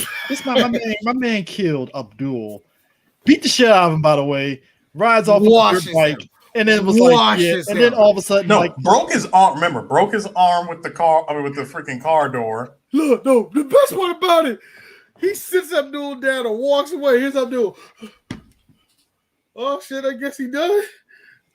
No. Wait, why he go back to his bike? I'm gonna try to let me grab this AK-47, prop it up against the other door. Like lean it and aim it towards Chuck Norris. Chuck just sitting there. My man Chuck is sitting there having a smoke break, just looking at him, going, "Yep, go ahead." No, sorry. Yep, go ahead. Take your time. Oh, what's that? Hey, what's this? No scope. Shot. He freaking mortar shot him. This was on the level of Frieza. I will stop you. And Goku turning around with a line I still feel that's horrible to this day. You fool! What happened? Eris, I have talked about that with you, Eris. I don't care what Sean Schimmel did. It wasn't gonna sound better than that. No, it wasn't gonna sound better than that. I love Sean. But at the same time, to his credit, it wasn't mistranslated. Ah, yeah, it wasn't. It was not mistranslated because that's exactly what he said in the original dub. Oh man! All right, I like how always it ends up going back to Dragon Ball with us somehow. But I like Dragon Ball. We haven't done that in a while. No, we haven't done that in a while though. But also this as much as they try, because here, and this is where I was like, movie, you can't do this because you didn't have no tension, obviously, with the Delta Force crew being perfect. We got a death in the Delta Force crew, and they tried to. I was so mad about that. They tried to play it up on some, oh man, he died. We got to honor our vets. And I like how the ending of the movie, they saved the day, and it's not, there's no praise. The Delta Force crew ain't exactly happy because like one of our guys died. We can't walk away from this praising and happy. And I'm like, all right, movie. All right, whatever. They did, and they played the sad version of the Delta Force song that's been playing throughout the whole fucking movie. No bull crap. Thank you. Thank you. It's like the sad version of America. Fuck yeah. It's like, guys, you saved everybody. Like, you're gonna get a casualty, man. But all right, you bury him at Arlington Cemetery and be happy. All right, come on. Like, all right. First of all, I found out the movie that we were talking about. I'm going to talk about. The movie was Megaforce, starring Barry Bostwick. What that movie had was this incredible dirt bike. The movie. Yes, it was this incredible dirt bike that could, no bullshit, fly. And he's flying. Eris, when you see it, you have to see it on riff tracks because the second he gets in the air, Kevin is my boy. That's all you need to know. Because the second he starts laughing, you like this movie is bad. Wow, look, it will never be on the level of old boy from Red Letter Media when they saw Resident Evil. And yeah, it's not on that level. No, it's on the. That's the greatest reaction video ever. Yo, what movie? Like I forgot what we didn't get. No, we didn't have that moment yet in the movie. The closest we came. The closest we got is the original King Kong versus Godzilla. We were just riffing it. And the King of Fighters riffs. Oh no. Chris knows. Chris. Triple X. Where all of us, all the black critics could not stop laughing. Everything that popped up on screen made us laugh harder. That was the only thing that came close. Because remember that time when Donnie Yen got on the bike and all of a sudden went he flew off. The second Donnie Yen got on it and it transformed, I lost my shit. So bad that a white guy had to turn around and say, hey, ain't that funny? No. This is where they got the guy to say shush. When Vin Diesel did the out of nowhere backflip, just out of fucking nowhere, that shit broke me in a movie that already broke me. He got on a dirt bike. Eris, how do you do a backflip just seemingly out of fucking nowhere? It was like, sense. Yeah, I'm like, my intro to our good friend Lucas. My intro into Lucas was Lucas going, this movie's bad. Chris, wait. If you're around critics and we start laughing, that's not a good sign. No, Chris, listen. When you said how the fuck do you just do that backflip out of nowhere on a bike? Here's how you make it make sense. No. Here's how you make it make sense. See, at least with Sylvester Stallone, there was a mattress for him to land on. No. It was on the level. Speaking of, in this movie, go ahead. It was on the level of Christian Slater doing that out of nowhere backflipping alone in the dark. Oh, it's like, yes. Where did this come from? Like that backwards flash kick he did. Yeah, it's like, come on, man. Like, and that's the thing with Delta Force. It's like when McCoy shoots Abdul and kills him, right? It's the trope where it's like, where's McCoy? He should have been at the airport already. Because by the way my man, and I love how Sue clipped out. When my man came out the fucking airplane with the aviators, Lee Marvin just puts 2 bullets in his head immediately. Lee caught his ass. Yo. No, show the clip. I ain't trying to get copyright on this shit. See, first of all, it's cam. It's not even direct feed. I took it from my phone. Also, and it's really quick. Right. And I hate to be that nigga. I dare Canon Films try to copyright block something on a site that's full of their crap. I can find Delta Force on YouTube if I felt like it. Oh, you can find it. You can pretty much find almost every canon film on YouTube if you look on. No, D. The other thing I was going to mention before you went into your tangent, the thing with Pete's death at the end of the movie. I'm mad you know the guy's name. You knew the nigga name. Yeah, the white guy. Nah, because they've already established their friendship like much earlier on in the movie anyway. Yes, they did. Remember the whole "I'll see you when I see you." It's fucking Fast 7. Stop. No. No. Stop it, you two. This scene clearly inspired Soap's death in Modern Warfare 3. First off, Soap's death was way better than this motherfucker. No, it was the same thing. My man died on the table. Damn it! Why didn't you save him? I mean, Soap did drop like 16 fucking floors to his death, and an explosion. Now, I want y'all to check out my boy Lee Marvin here. Let me put out one thing about Lee Marvin on this, young. Lee Marvin, classical actor. We all know about him, but real talk, Lee was too goddamn old for this movie. Let's just keep it a buck. He was way too old for this movie. But this right here, this is one of the most badass things this generation has ever did.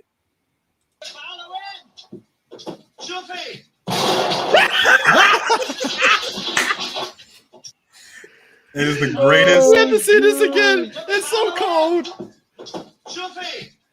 Wham! Hey, shout out to that stunt guy that had to tumble down upstairs. Hey, Chris, you want our messages? I need you to do the one part that I know you want me to do. We have not explained how Abdul took over the plane. The one thing we need to tell y'all is this. When Abdul took over this damn plane, he took over, he did the usual thing. Look at his buddy, You ready to do this? You ready to do this? I bet. They get up and they take over the plane. Everybody starts freaking out. It's on our messages, yeah. Yeah, no, I think it's the second one or the second or third one that I put up. But he's going on there. Everybody's doing Abdul walks straight up to the stewardess and cracks her shit with the gun. Dude, Eris, okay. Mm-hmm. This is one of the most crispiest gun butts I have ever seen in my life, and I need you of all people, Eris, to talk about what made it so good. Because Angie wants to put this out here for you. It wasn't that her head would flat when he hit her. No. It was the clack clack. Yes. The gun made. It was the gun. A gun, like, first of all, a handgun of that size making that much noise against flesh is just beautiful. Oh my god! Yeah. First, no, seriously, the fact that he didn't just stop with one. Oh, this movie spoiled me. We got about a good 5 good gun butts. Like good, Actually, hold up, I'm trying to find it. Now, hold on. See, hey D, you want to know what I was doing? You want to know what I was doing when, every time he kept gun butting somebody? Here's my happy ass. Here's me. Springing that shit in. I am salt baying the whole time. Just oh my god, yeah. Everybody got fucked up. No, not that one. That was before. You had the wrong one. That's what I see it though, because this shit's funny.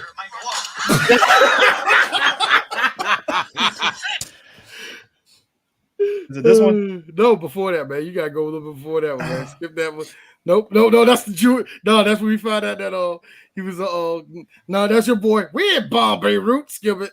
No, skip it again. Skip it. Come on, man. Come on, Daddy. Come on, then, Chris. It's one of the early ones, man. It's one of the early. Not this the one. Nazis. That's the part she was talking about. The Nazis. So is this one or the next one? No, nigga, we're talking about. It's when they first took over the plane. Keep going, man. Keep going. All the gun butts took place at the beginning of the. Yeah, it's before that. There it is. Look at this shit. Wow. Don't worry. Wow. One more time. One more again. No, Chris, I got it. Don't touch it. I play it 3 times. So just go ahead. Wow. One more time. One more again. Wow. Hold on. One more again. Wow. My lady is concussed CTE. She is fucking done. I just like how all the force on her face just shifted. Dude, that was a straight right. That was a right hook gun butt. Oh, I mean, and the thing of it is, like when McCoy is racing back to the airport, right? It is okay. How you like that ramp that came out of nowhere for him to get over that gate? I like how he was going straight there, straight for the gate, and I'm thinking like, oh, he gonna blow it up. No, like yo, who gave him a ramp? No, here's the thing. Shout out to his stunt double doing it. Oh man, did you like his stunt double trying to get on the plane? I like the stunt double riding the bike. Yeah, he was nice. That was a good stunter, man. It's like Pete died. He was a good man. And I'm like, I mean, we only know him for like 2 minutes, but all right, sure. No, we did, but we saw him as a background character behind. Shout out to McKelty Williamson. You might see a blink and you miss of him because he's one of the Delta Force members. I was hoping to actually catch Liam Neeson is in this movie as a blink and you miss. He was uncredited in this movie too, but I thought to myself, no, I don't care. Yo, can you imagine Liam Neeson watching his fellow Irishman play a fucking Lebanese terrorist? Like, he's Irish, of course. Why is he playing a Lebanese terrorist? No. I can see. No, he would go into American. He would go into He's full American as hell. Hey, Chris, he would go into full Taken mode. Like, what are you doing? Why are you doing this? Why are you embarrassing us? Which goes back to why I probably like the Olympus Has Fallen movies. How dare you play a terrorist like this? Because the Olympus Has Fallen movies remind me of Delta Force in its ridiculousness. Yeah, instead of it being a whole ass army, it's just one guy. It really is. All right, now I gotta find a picture because this goes right up. This is right up Chris's alley. Oh my gosh! Hold up, give me 1 second. I just found where Liam Neeson was in, and of all places, you're gonna be like, why did it have to be in that scene? And why did it have to be like that? Give me 1 second to find this shit. You're gonna be like, oh my god, that's Liam. But look where they're at. Oh god, all right, where's that? Actually, hold up. Can I blow this bitch up? Yes, I can. I can blow this bitch up. Oh my god. I found it. Is it? Yes, you see it. You see it there. Wait, let me see it. Put it on screen. I'll put it on the screen right now. I got it. Do it, Chris. Do it. You got it, man. You're quicker at that than me. You're going to be like, why? It's Liam Neeson era. I want people to understand. I want people to understand that with respect to him talking about him walking around looking for black folks. Just bear in mind.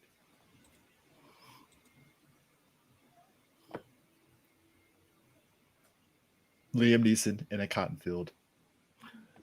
Stop. Look like with a gun. No. Wait. No, wait. Hold on. Stop. Okay. There is a whole lot to unpack in this one shot right here. First of all, they're in a cotton field. There's a man pointing the gun at a black man in the cotton field. I knew I would find you here in the cotton field. I walked around all of Ireland to find you, and now I found you. Is that a black man? My man here is looking like what he doesn't realize is that my 1986 mustache is telling me that I have a thing called plot armor. I'm going to turn around, and before he even knows what happened, I'm going to get the drop on him. I would tell you also this, real talk. I dare you to flex on Steve James. That was Steve James in his prime. That nigga will fuck you up. Like, yo, man, Steve James, I would pay money for Liam to throw a punch at that motherfucker. Yeah, but whatever. I just had to see that because of all the things they was in the cotton field. And I laughed when I saw that. I like, yeah, of course they're in the poppy field. Of course that is hilarious that is legit Liam Neeson. Which makes me ask the question, Liam, what were you doing here? Trying to get a job, obviously. How did you land this? I mean, let's think about it. Let's think about it for a second, right? So this is 86. He's doing Delta Force. I want people to understand his biggest movie prior to that was Kroll. He was probably just in the background, or and like, no, he was one of he was the supporting character in that movie. He was one of the thieves that joined that whole. I'm gonna be honest with you. Kroll was basically bootleg fucking Lord of the Rings. To be honest with you. And for some people, they stand by Kroll. They stand. I like Crawl as a kid because it was something different. It hit that kind of like science fiction-y, whimsical, magical, like that whole high fantasy. I would high call fantasy, it high fantasy type. yeah, high fantasy thing, and like it was different than the typical dragon. It was like, so there's aliens that come to Earth. All right, let's see what happens. And then it's 80s, like CJ. It was 80s fantasy porn. Also, that dumbass glaive that I ain't gonna lie, as a kid, I wanted that shit so bad. Also, to point out something else too, funny. I like how ridiculously get his big hit until 1990, which is I like the fact going back to that picture. I just love the fact that everybody was running around with those big ass silencers. That did. Yeah, in real life. Silencers do not work like that. Somebody pointed that shit out. I'm sorry, Chris, but two things I hate about movies is the way silencer sounds and the way that shotgun sounds. Because shotguns, all of them sound pop, pop, pop. That's it. In the movies, loud. Look. I love John Woo, but the Hong Kong shotguns are fucking ridiculous.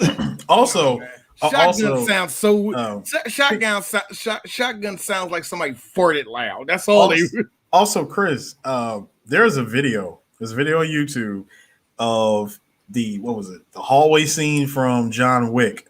Oh no, the airport scene with him and Common shooting each other. Yeah, that's what I'm talking about. That's what I'm talking about. The airport scene with Common, where they were shooting each other with silencers, and they said, "Yeah, let me add in these sounds to show you what silencers really sound like." It'll been loud enough. It'll been loud enough for people to hear that shit.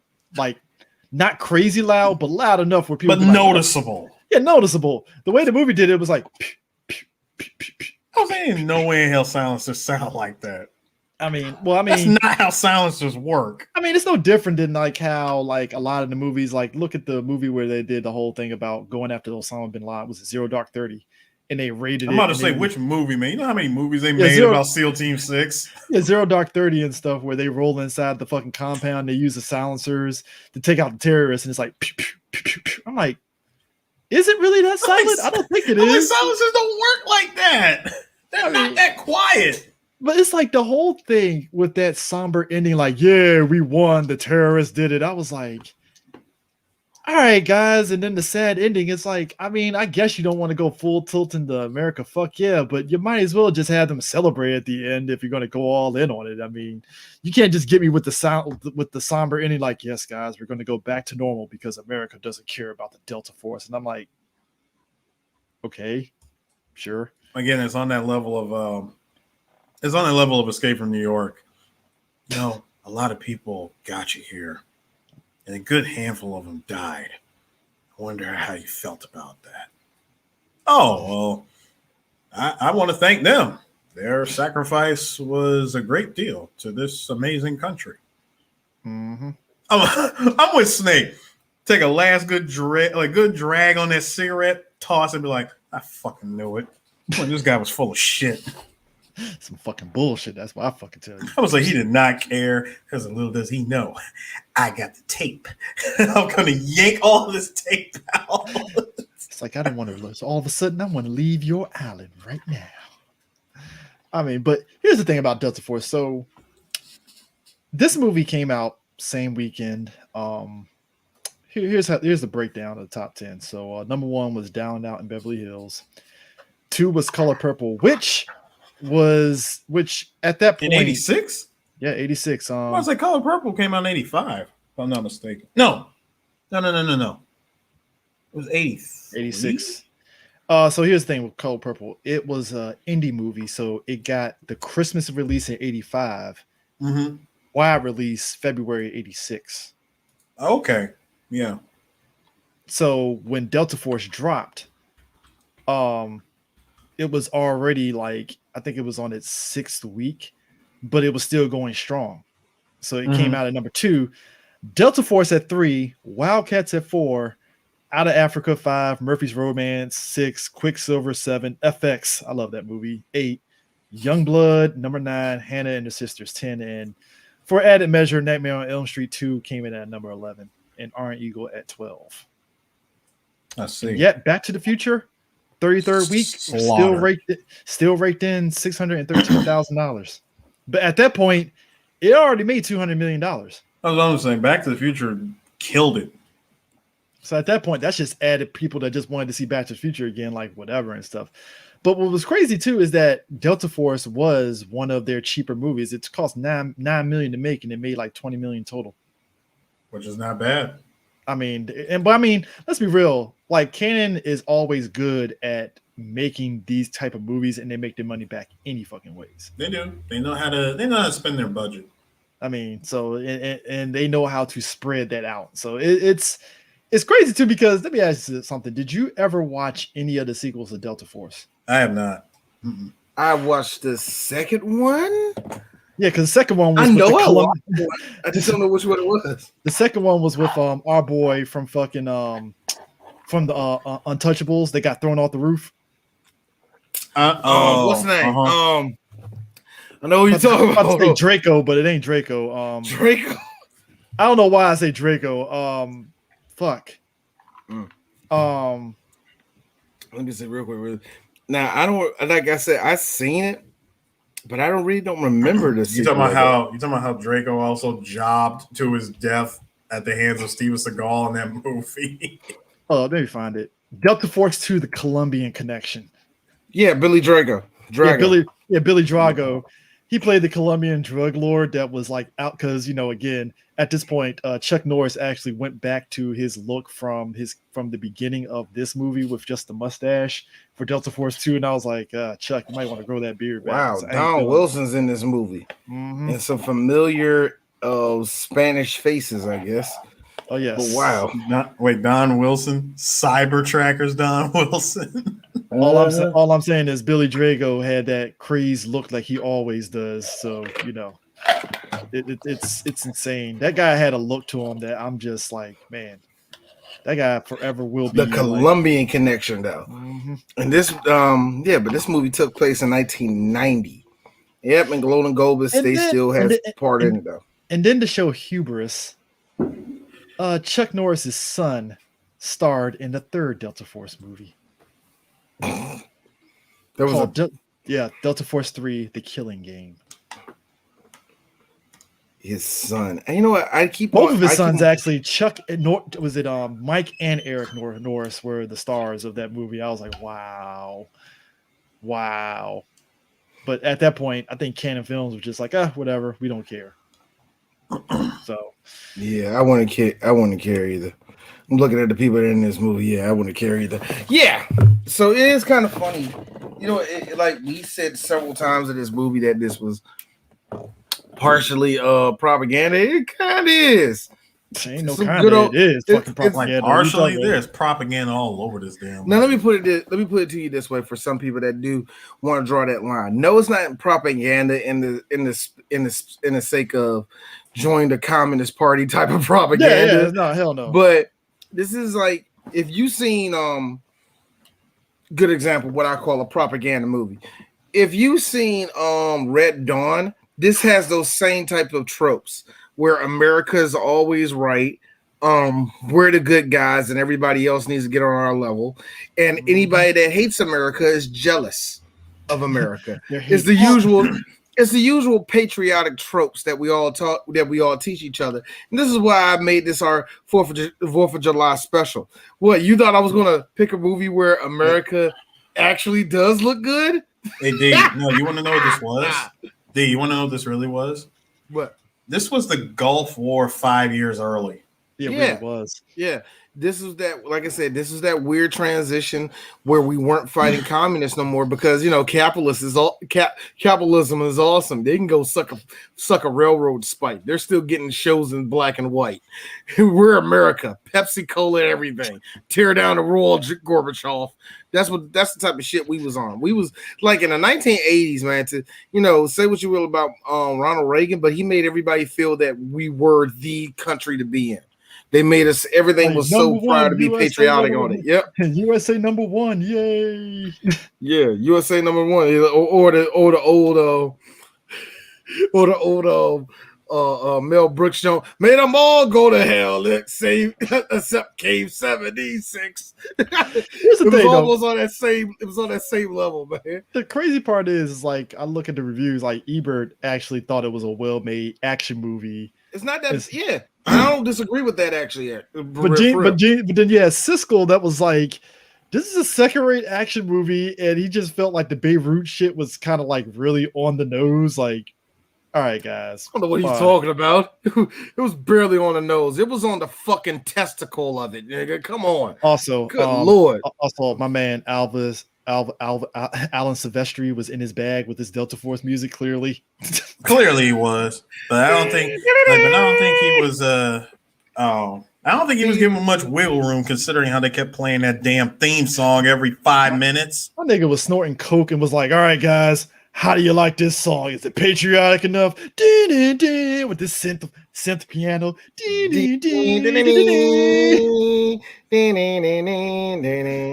That sounds very American. What? The only thing that could have, the only thing to rival that, CJ, would be the sax from Commando. Yeah. You know what he did a year before? You want to know what Al did a year before? Summer Rental. Really?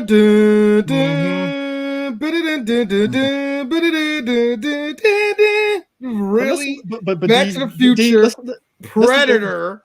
But D, let's look at some of the movies. Roger Rabbit, The Abyss. Let's look at some of the movies that Young everybody Guns. takes. Hold on, I'm sorry. Young Guns, Back to the Future. This nigga, Fern Gully, my nigga. But D, you're not mentioning the movies that people were like, really? Mac and Me. I hate that fucking movie in the grand scheme of things. He did that one. Super Mario Brothers movie. Yeah, he did that travesty. Big cop and a half. Dutch. Another travesty. Hey, you know what he says? But I did Forrest Gump though, nigga. I'm like, oh. Hey, sir, you did Stop or My Mom Will Shoot. How was that check? Did you pay off your car with that or what? Yeah, I did because, I did Eraser. Look, I did Eraser. Hey, here's me. You did Sergeant Bilko too, nigga. I loved you in Diner, in Bodyguard, and then did you owe Chuck Norris and Sidekicks too? Hey, look, man. Look. That Camaro had to get paid off somehow. Nigga, you want to talk about being beaten in my bag? I did Stuart Little, Reindeer Games, Castaway, What Lies Beneath, and What Women Want. Can't fuck with me. Fuck with me. I did The Mummy Returns, nigga. Sir, you did Cop and a Half. Fuck you. Lilo and Stitch.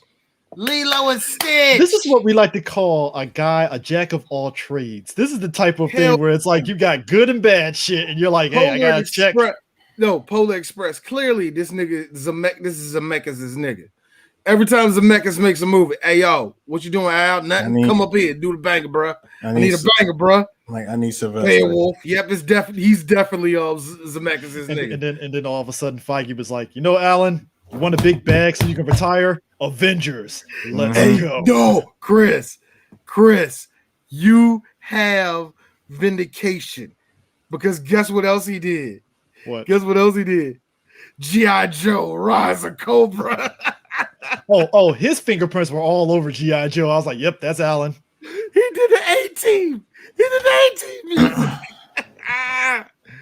He did so. This is a guy. So I got a question, Eric. So I know it's probably not his song. You would know this better than me. Did he make the Avengers theme song?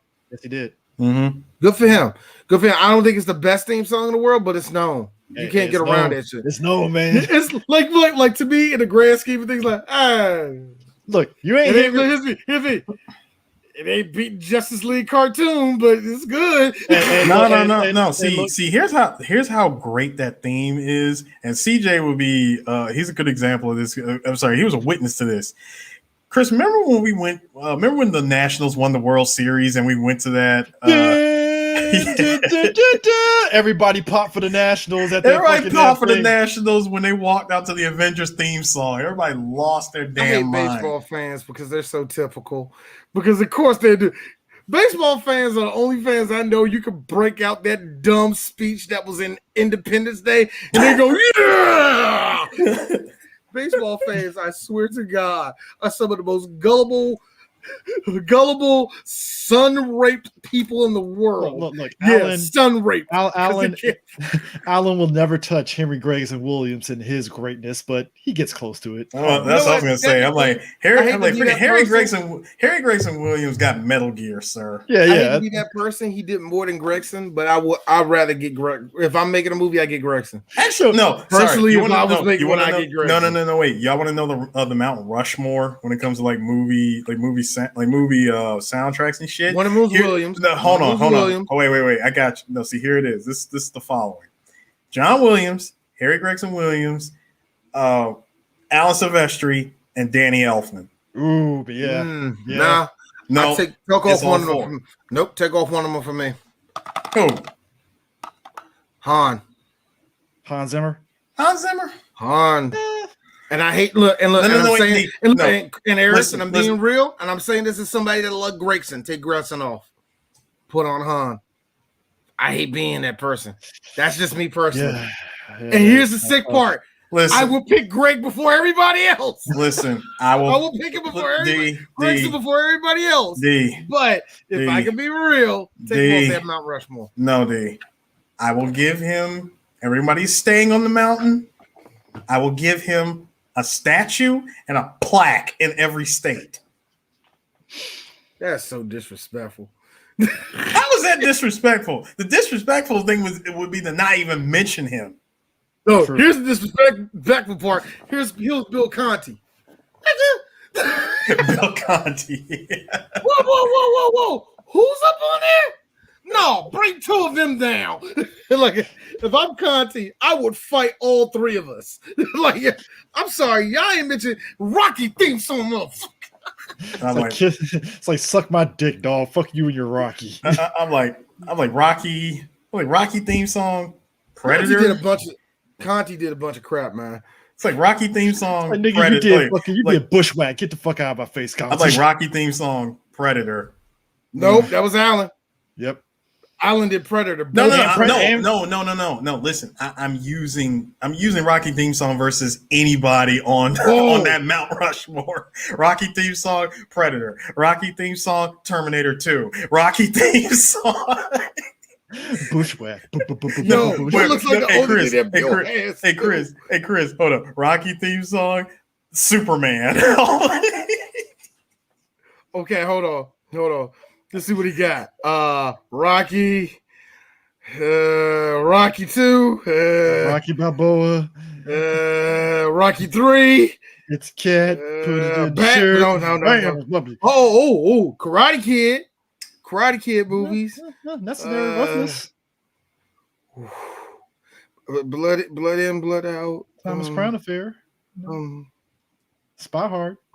So this was a very excellent show of Rookie of the Year. Yo, Bill Conti some shit. This nigga had done nothing, yo, bruh. This Jada Kiss ass nigga still riding. No, I'm sorry. I'm not disrespecting Jada Kiss no more. This fabulous ass nigga still riding off of sir.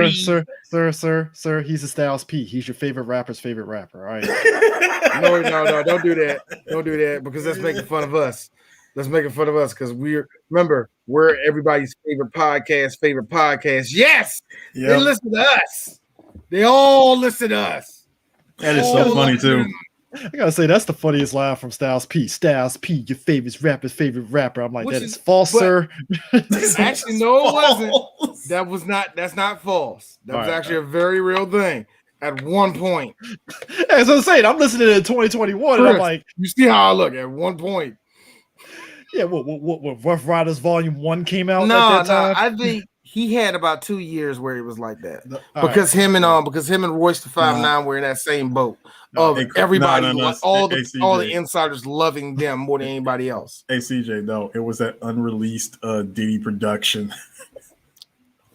That unreleased album from Bad Boy. Speaking of which, this is going to make some people happy when I mention his name. You know what? I had a dream the other day, Eris, and it was about whatever little weird mixtape crap we were doing back then in the day. But I woke up, and this is the first thing I said. Oh, my God. What happened to J Hood? That was the first thing that I thought about. Oh, shit. Just a different day. You could have told, look, nigga, remember when D Block put out on mixtapes and J Hood was like, oh man, Jay's gonna be the man. And he did nothing. First of all, did he get locked up or something? No, D. You want to know what J Hood was doing? J Hood at that point was still doing the underground freestyle battle circuit. Oh yes, because remember, people make no fucking money on it. No, because for some reason that's like the best place to go. Because remember, on Making the Band 2, fucking Elliot Ness. Oh shit. No. Hold on. Elliot Ness. This rye bread ass nigga going up against J Hood inside of Diddy's MTV house. Because that house didn't belong to nobody, not even Diddy. I mean, of course. I mean, that's par for the course. I mean, you know. That house was really nothing more than what was it? That was one of their leftover real world houses. What I'm saying is, guys. He ain't never coming back. Joshua Hood is never coming back. The reason why I say that is because I'm looking at it. Like the first thing I see down here said, "How old is J Hood?" Click on it. He is 37 years old. Woo, he ain't coming back. Woo. Dude, it's past the fucking mixtape era of getting anything done today. Oh my god, man. He was supposed to be he ain't even the host of the shows anymore. I just like the people that it says also search for Sheik Luch P, Jada Kiss. Of course, it's going to be the Lox. Speaking of which, I actually listened to Lox's last album. It's actually not that bad. Cassidy, wow. Graph, wow. Yuck Mouth, wow. So real quick. All these old niggas you associated with. Green Lantern, wow. So real quick with some trivia. So real quick with some trivia for Delta Force. In the most obvious trivia, which I'm like, well, of course he was.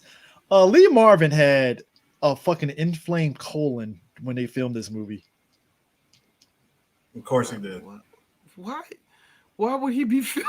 Maybe that explains why his movement was very restricted and he didn't do shit except shoot a gun. Hey, Chris, his movement being restricted. I thought it would be because you had a 70-year-old man in an action film. Lee Marvin is like if you put a gun in my grandfather's hand and was like, all right, we need you to do some John Woo shit.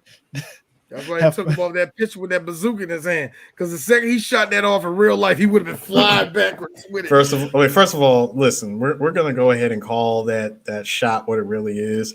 That is nothing more than a production still. Yeah. I would know because speaking of which, I like that. No, seriously, I would know because the amount of stuff I worked on overseas. Yeah, I have a whole ass catalog of production stills of shit that never showed up in our short film. Just like this? Yes, that right there, D. Thank you. Yes. Speaking of which, always somebody looking over something type of look like you trying to tiptoe overlooking to show how Mahanam Golan operates and stuff. Because if you watch Breaking to Electric Boogaloo, the story of canon films, he likes posting up, like taking pictures of like pre-production stuff before the movie starts filming. Yep. Charles Bronson was supposed to be the Lee Marvin's character.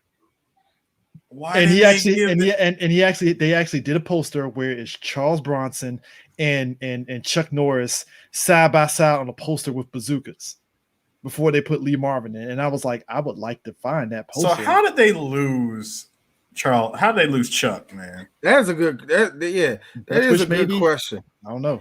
I mean, Death Wish Lee movies? Marvin. Mm-hmm. No, I'm saying the Death Wish movies. You think that's what made them lose them? They were under the same tree, so you think they would be like an easier, at least production wise, you would try to make it easier. Yeah, I mean, yeah. I mean, come on, he couldn't. Could you imagine like this? Could you imagine Charles Bronson going, "Okay, so today I'm Paul Kersey," and then. then tomorrow, hey, we're gonna fight those terrorists. If he has to fight the terrorists, I'll be mad as fuck if he had to do it in that same voice. He has to. You can't get away from that. He's like, so McCoy, we're gonna go over to Beirut. What are you doing on my plane? It's my plane. It's time for you to leave. No, wait. It's time for you to leave Lebanon. Lebanon. Hey, Chris. See, now I'm gonna make both of y'all laugh. That shot that I'm gonna make both of y'all laugh. That shot that I sent to y'all of Lee Marvin shooting the homeboy off the plane. Just take off Lee Marvin's face and put Charles Bronson on it instead. I need a deep fake of that. Hey, that's one more terrorist off the board. I can see it right now. Make him talk. Wake him up. Open your mouth. I said open your mouth. Make sure all the Jews get off the plane.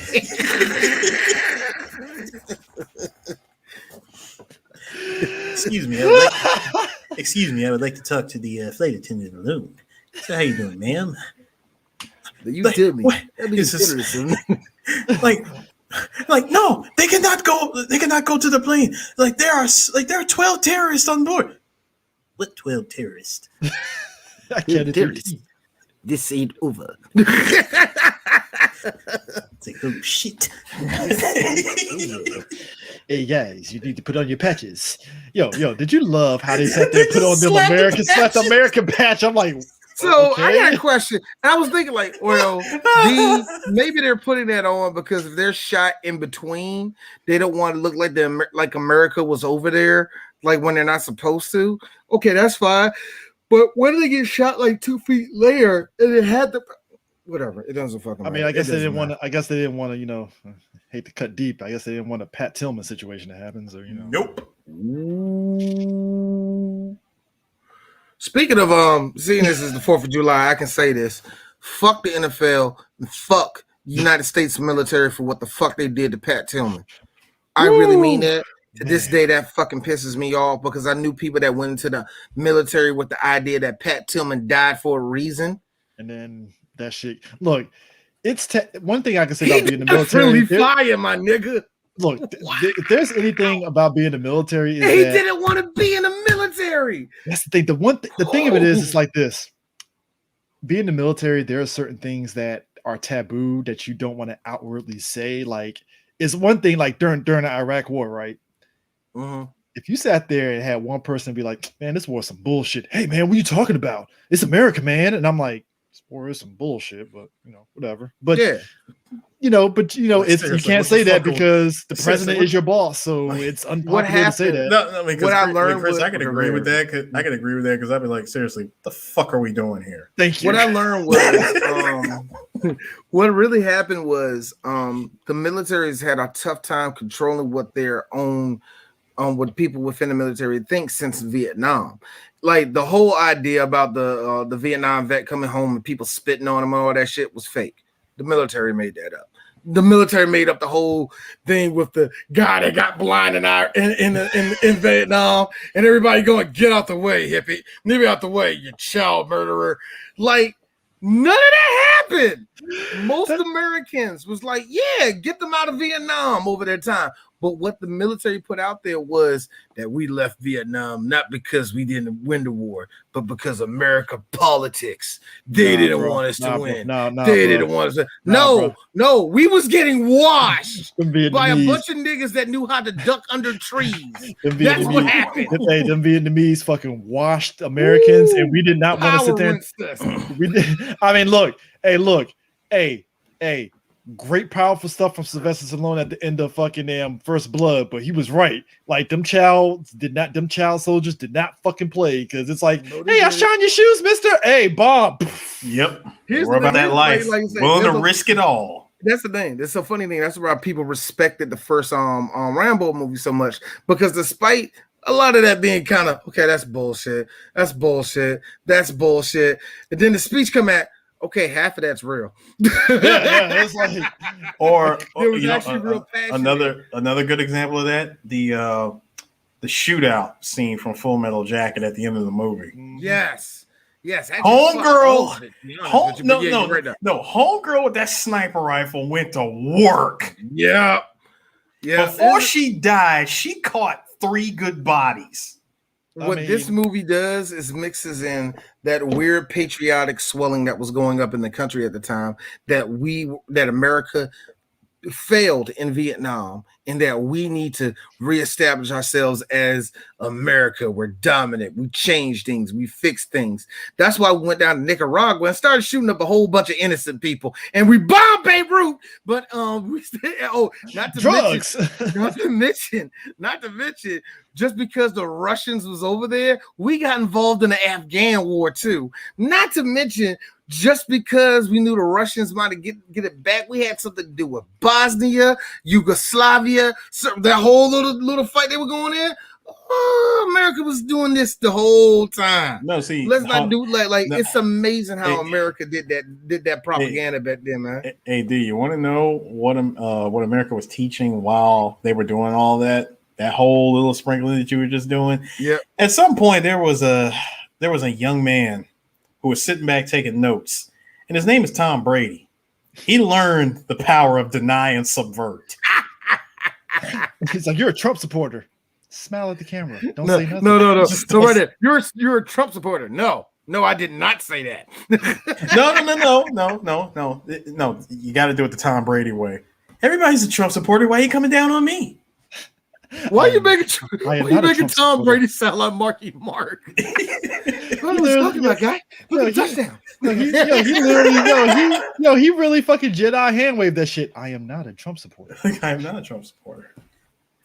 Gronk will get the next touchdown. I joked with you guys. That was Wes Welker that time. God, it's good being white. And now I'm gonna go home. And now I'm gonna go home and fuck my hot wife, who kind of looks like a dude. Ooh. I mean, you know what? Hey! I know what one of y'all girls about to say. Chill out. He said about a white woman, not a black woman. So y'all can chill. It's just Giselle. I mean, it's just Giselle. And besides, I'm just quoting South Park. She does kind of look like a dude. I mean, who has it worse? Fucking old girl from Sex and the City or her? Look, man. Look. One girl got data on her being a model. Yep. Anyway, so we can. It's not really. That's not really. That's not really. Here's the funny thing. That's the bar. I guess. No. D. Let me explain something to you, sir. This is the bar. She's right there. Look. I mean, look. Let's be real about this. It's so funny. Sarah Jessica Parker. Real talk. She's not an ugly lady. No. But good Lord, does her face really do look like the foot soldier symbol? It's not even funny. The Foot Clan. I mean, he got a long shape with it too. That's the funny part. And they had the audacity. And this is where I look at white people. You got the audacity to say that this woman looks better than Kim Cattrall. They sat up there and said she was the sexiest woman in the world at one point. I was Kim Cattrall next to Kim Cattrall is looking like, am I a joke to you? What pissed me off was that she made number one, right? And I looked at the other women on there. How is Selma Hayek in the tens? What? I need a versus. The highest person of color in there was Jennifer Lopez, and she was like a 7. So I'm like, white people got the nerve.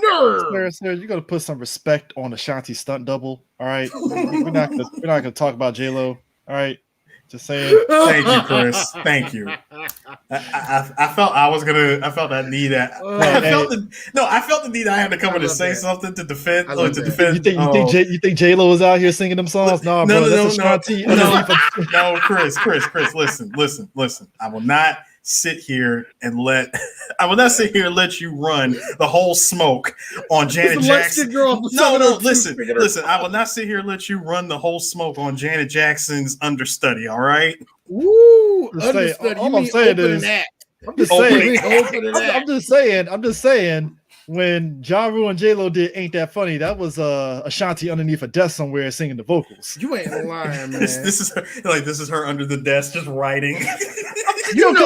Every time I listen to that, she's sitting here writing the lyrics on a Post-it note. You know what, Eris? Do you know I would turn the song immediately when I hear Jenny loud and proud. I'm from the Bronx. No, you're not. Stop. No. When I listened to that first, you haven't been a part of the Bronx since you were hired on Living Color. When I saw at the beginning of Ain't It Funny, like it must be the ass. I'm like, this is a Ashanti song. You ain't gonna tell me this is J-Lo. No, this reeks of Ashanti. This is not J-Lo's song at all. No.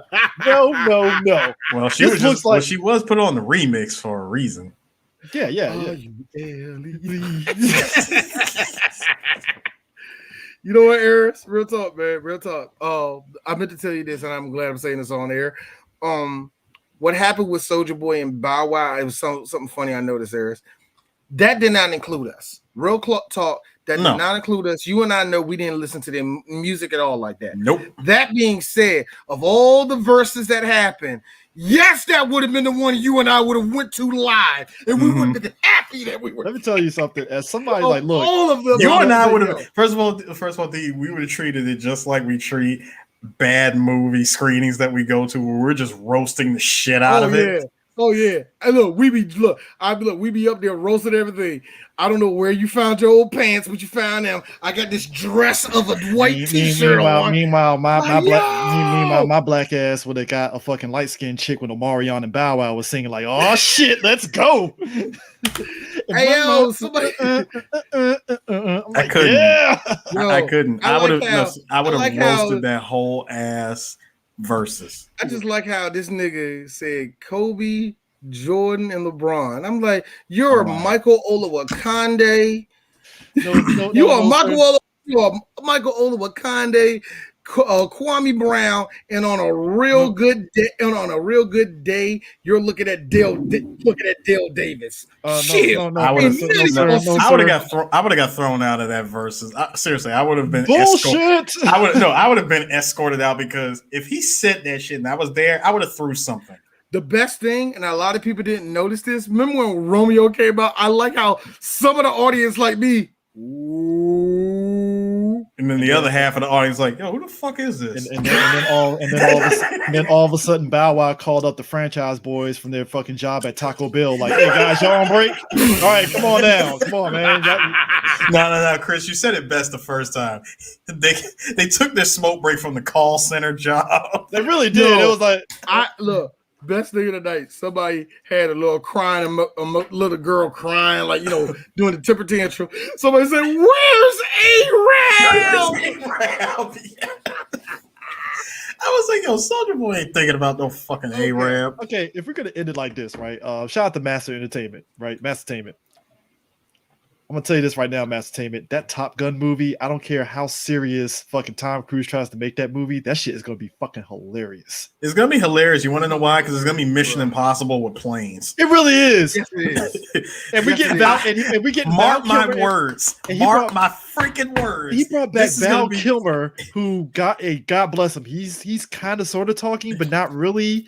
And I'm like, I don't know how you're going to get the Iceman to do his thing. I don't know how you're going to do it. No, I'm dead serious. This is going to be Mission Impossible with planes. I mean, Tom Cruise put his whole foot in Top Gun. Like, no, they're really fond of planes. I'm like, all right, Tom. Is Iceman gonna is he gonna drop the weight? I don't give a fuck. Well, he's already skinny. He has okay. Yeah, my thing is this. I just remember how he looked in MacGruber, and I was like, oof. No, he's skinny now. All right, this is the one thing that concerns D, and it's just the truth, because that tomorrow will be Tom Cruise's 60th birthday. Motherfucker, 60 years old. He can still do it. He's 63 if you ask me, but he can still do it. I will give Tom that. I will give Tom Cruise, of anything, I will give him that. He could have just fucked off like Clint. Could have fucked off like Clint Eastwood and just chilled. You could have gotten fat if he wanted to, and all the rest of that. I will give Tom Cruise that. He still has this drive to feel that he's a young actor, or at least he feels that he's young enough to do it. If Tom Cruise shows up in Fast 10, oh my god! Why? Just so you can do this? No, D, no. No, he's not gonna do that. You want to know what he's gonna be doing? He's gonna be in whatever super fast car that's gonna be, the hot car at the time. He's gonna be driving. He's gonna be driving. No, hold on. Let me finish, Chris. Hold on. He's gonna be in whatever super fast car that he can be in, driving away, going, "You can't catch me, gay dots." I knew he was going to say it. No, sir. It's going to be the fucking thought cloud of him, of his gay thoughts. No, sir. Tom Cruise is going to do his impossible white man run, and he's going to run next to fucking Dom's Charger as he's running like, "Yeah, Dom, I got this," and he's going to outrun the fucking Charger because fuck it, fast is already fucking ridiculous. No, you know what? How did you do it? How did you catch me? I did what you did to Dom, the power of family, and like flip the car over or something like that. Family. No, then you come to find out midway through the movie that Tom Cruise he inherited the cyber enhancements of Idris Elba. All of a sudden he's trying to fight him, and the person that saves him is, I don't know, Kane. Kane grabs him and chokeslams. Kane, what are you doing here? No, D. Kane grabs and chokeslams Dom. No. Kane chokeslams Don's Charger. No. Here's the best thing. Wait a minute. Big brother is you. There's no time, Dom. Let's get out of here. Dom has a third brother, and they superimposed Kane from Fast 1, and he's driving a fucking import. What does he got? He has like a mullet. He's rocking the mullet. He was driving a fucking Honda Civic, and his car, they do a fucking CGI car parked next to Ja Rule, where he was there the whole fucking time. He was there the whole time. Folks, you don't understand. This is how good CGI is. They can actually insert people into old ass movies, and you'll start second guessing yourself. Like, was that in the? Well, maybe it was in the. Do you go back to your old collection and watch it, and you go, "Son of a bitch, he was there." Yeah. Speaking of which, I told somebody about the Mexico line, and somebody was like, "Oh bullshit! They did not use that." Yes, they did. Well, I say this, guys. Let me ask you this. If they were doing Delta Force today, I would not watch it. How hard do you think they would go way more hard in the paint on the America Fuck Yeah now compared to what they did in '86 and this? Let me go ahead. No, I'm gonna go ahead and answer that. No, I'm gonna answer the question right now. Chris, they already did Delta Force. It was called the Expendables. No. I'm just talking about in terms of this structure with a whole crack commando squad of 50 plus people and all that stuff. I know Expendables is one thing. I'm just saying for this particular movie, if they wanted to go beat for beat, meaning that they get a whole commando squad like this movie did, do you think they could do that and still keep that America Fuck Yeah? And would the terrorists be actual terrorists, or would they be like white terrorists or some shit? It won't be white. No. It won't be. It won't be white. It won't be white terrorists. They will definitely play it straight. In fact, they will make it so blatant that they're fighting Al Qaeda. That's going to be the movie. You're right. Yeah, and look, they'll make it so blatant. Here's how bad it will be. They won't even be called Al Qaeda. They'll be called ISIS. No. It won't be Al Qaeda. It won't be Al Qaeda or ISIS. They will be called like Al Qaeda, something like that. You know what I mean? Yeah. Like almost the same way it was. Just like replace a vowel. Like the People's Revolution of whatever, is that simple? The Republic, the People's Republic of the United Nations Liberation Front. Well, it's like fucking the remake of Red Dawn when it was like the People's Republic of China has invaded the United States. I'm like, just say China. Like, what are we doing here? That's what they were referred to back then.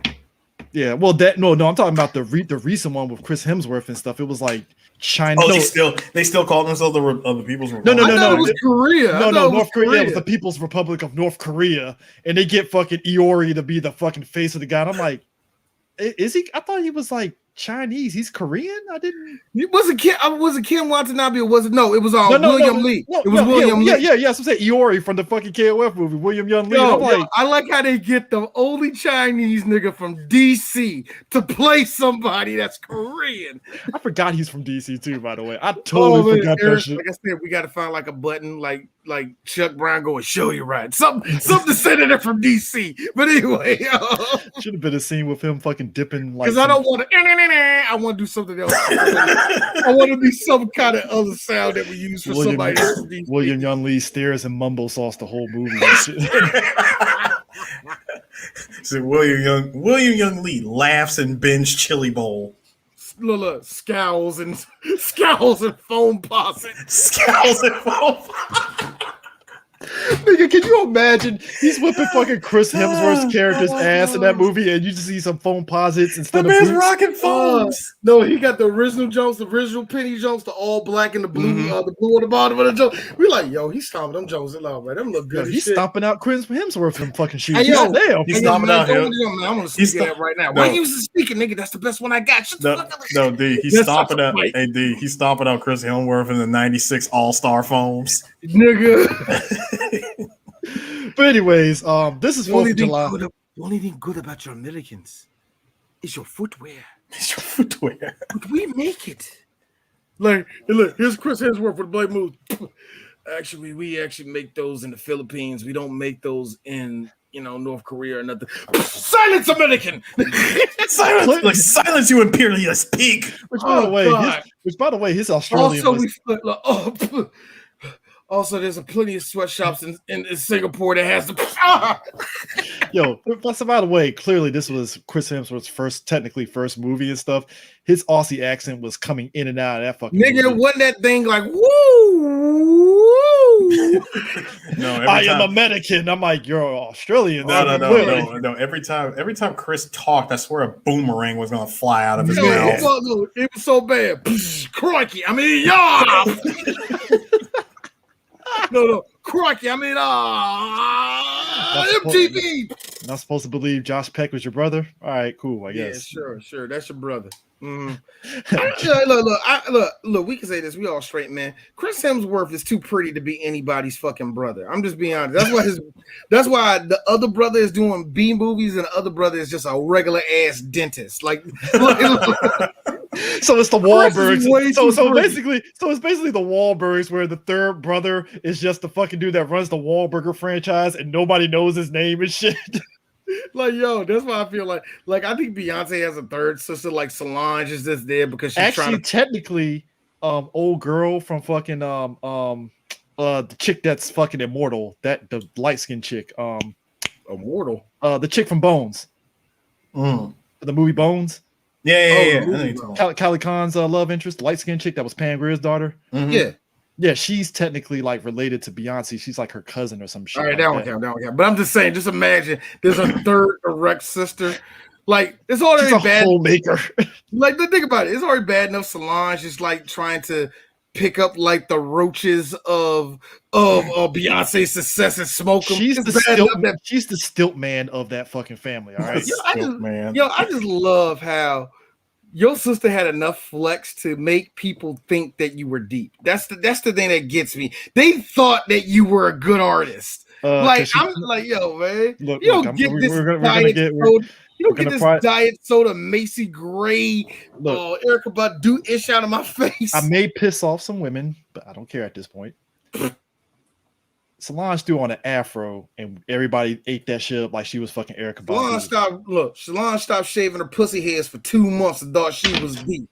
So I don't. And married a dude with the beard, and we thought that was just eye opener.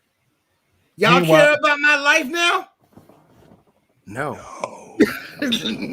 You're the stilt man of the family. So Chris, I think we did enough talking on this. I see clearly Eris is dead. So when you said y'all care about my life, here's me. Who are you? Who are you again? Solange. No, wait. Cue the Thanos. I don't even know who you are. Here's the thing. Here's the sick part. Like, Kelly is more of a sister than Solange. Ain't that a bitch? Somebody said this better. My boy Cheese, shout out to my boy Cheese, who hates everything and everybody, said and I quote, "Bitch, spell Solange." I'm done. SOLANJ. Boy, y'all think I'm a hater. My boy Cheeseburger. That's my nigga to death. That's my boy. Everybody knows the Cheeseburger. If you live in DC, you know a nigga named Cheese or Burger, one of the two. So what's next on the docket? Next one, I'm finally done hearing your mouth. Airborne. Ugh. Kids, you want to see a Disney Prince looking dude on fucking rollerblades? Airborne, guys. I'm gonna have to stop you real quick for one quick second. We did another Disney movie that was a Disney movie, not an animated movie. I checked the stats on that, and I'm going to push it. But I just want to say this from the deep part of my heart. Y'all can ride 18 dicks for not listening to our Heavyweights podcast. That is a funny ass episode. And I knew there was plenty of y'all that told us to do it, and we did it. And I'm looking at them stats. I'm like, wow, y'all just some lying, gaslighting ass fans, all y'all. You want to know why Airborne is going to get more numbers? Because of one man, Seth Green. I swear to God, Chris, if we do this and nobody listens to it, I swear to God, I will never let you not. I will not stop until you know you can't pick shit no more. I will oversell. Don't look at me. No, D, you gotta say the other thing. Don't look at DJ. DJ can't help you. No, like I said, don't look at Sue. Don't look at Sue because his ass is already online because we know we're about to do the Street Fighter animated series, and here's this nigga. I said we do it. Really, Harris? See, even Tank is like, already online. Tank is like, because Harris thought, USA Cartoon Express. I think D's going to say no to that. Whoops, I say yes. And then here's me. And then as soon as you said that, and I go, okay, my job is done. Yeah. We got Heavyweights 2 years ago. Yeah, I know. See, but I saw the stats today, and I was like, my God, for real? What did we do wrong? But then again, I thought to myself also, and I really thought about this. Heavyweights is a cult movie when it comes to all of that. It's really a cult movie. Yeah, so of course, it's like you want to hear something sick. Like you want to see Ben Stiller in a bad, in a bad mullet. You want to hear something sick?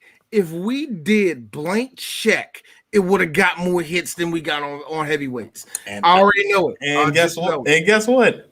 I was the one that suggested we do Blank Check, and this guy said no. Oh yeah, I'm still saying no. And I have no problem with that. Why? Let's end the show because I have something to show you guys, and I will double down on my fucking status early today. Okay, but never mind, folks. That's it. We'll see y'all next time. Great 4th of July. Don't blow up each other's hands and stuff.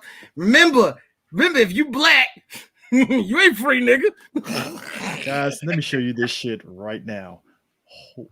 Holy shit. Okay. Oh, man, are you off? Hold on. Are you not live? I don't want you to get in trouble, dog. I need to kill them. You gotta kill the broadcast, dog. Go though. All right, let me get that for you.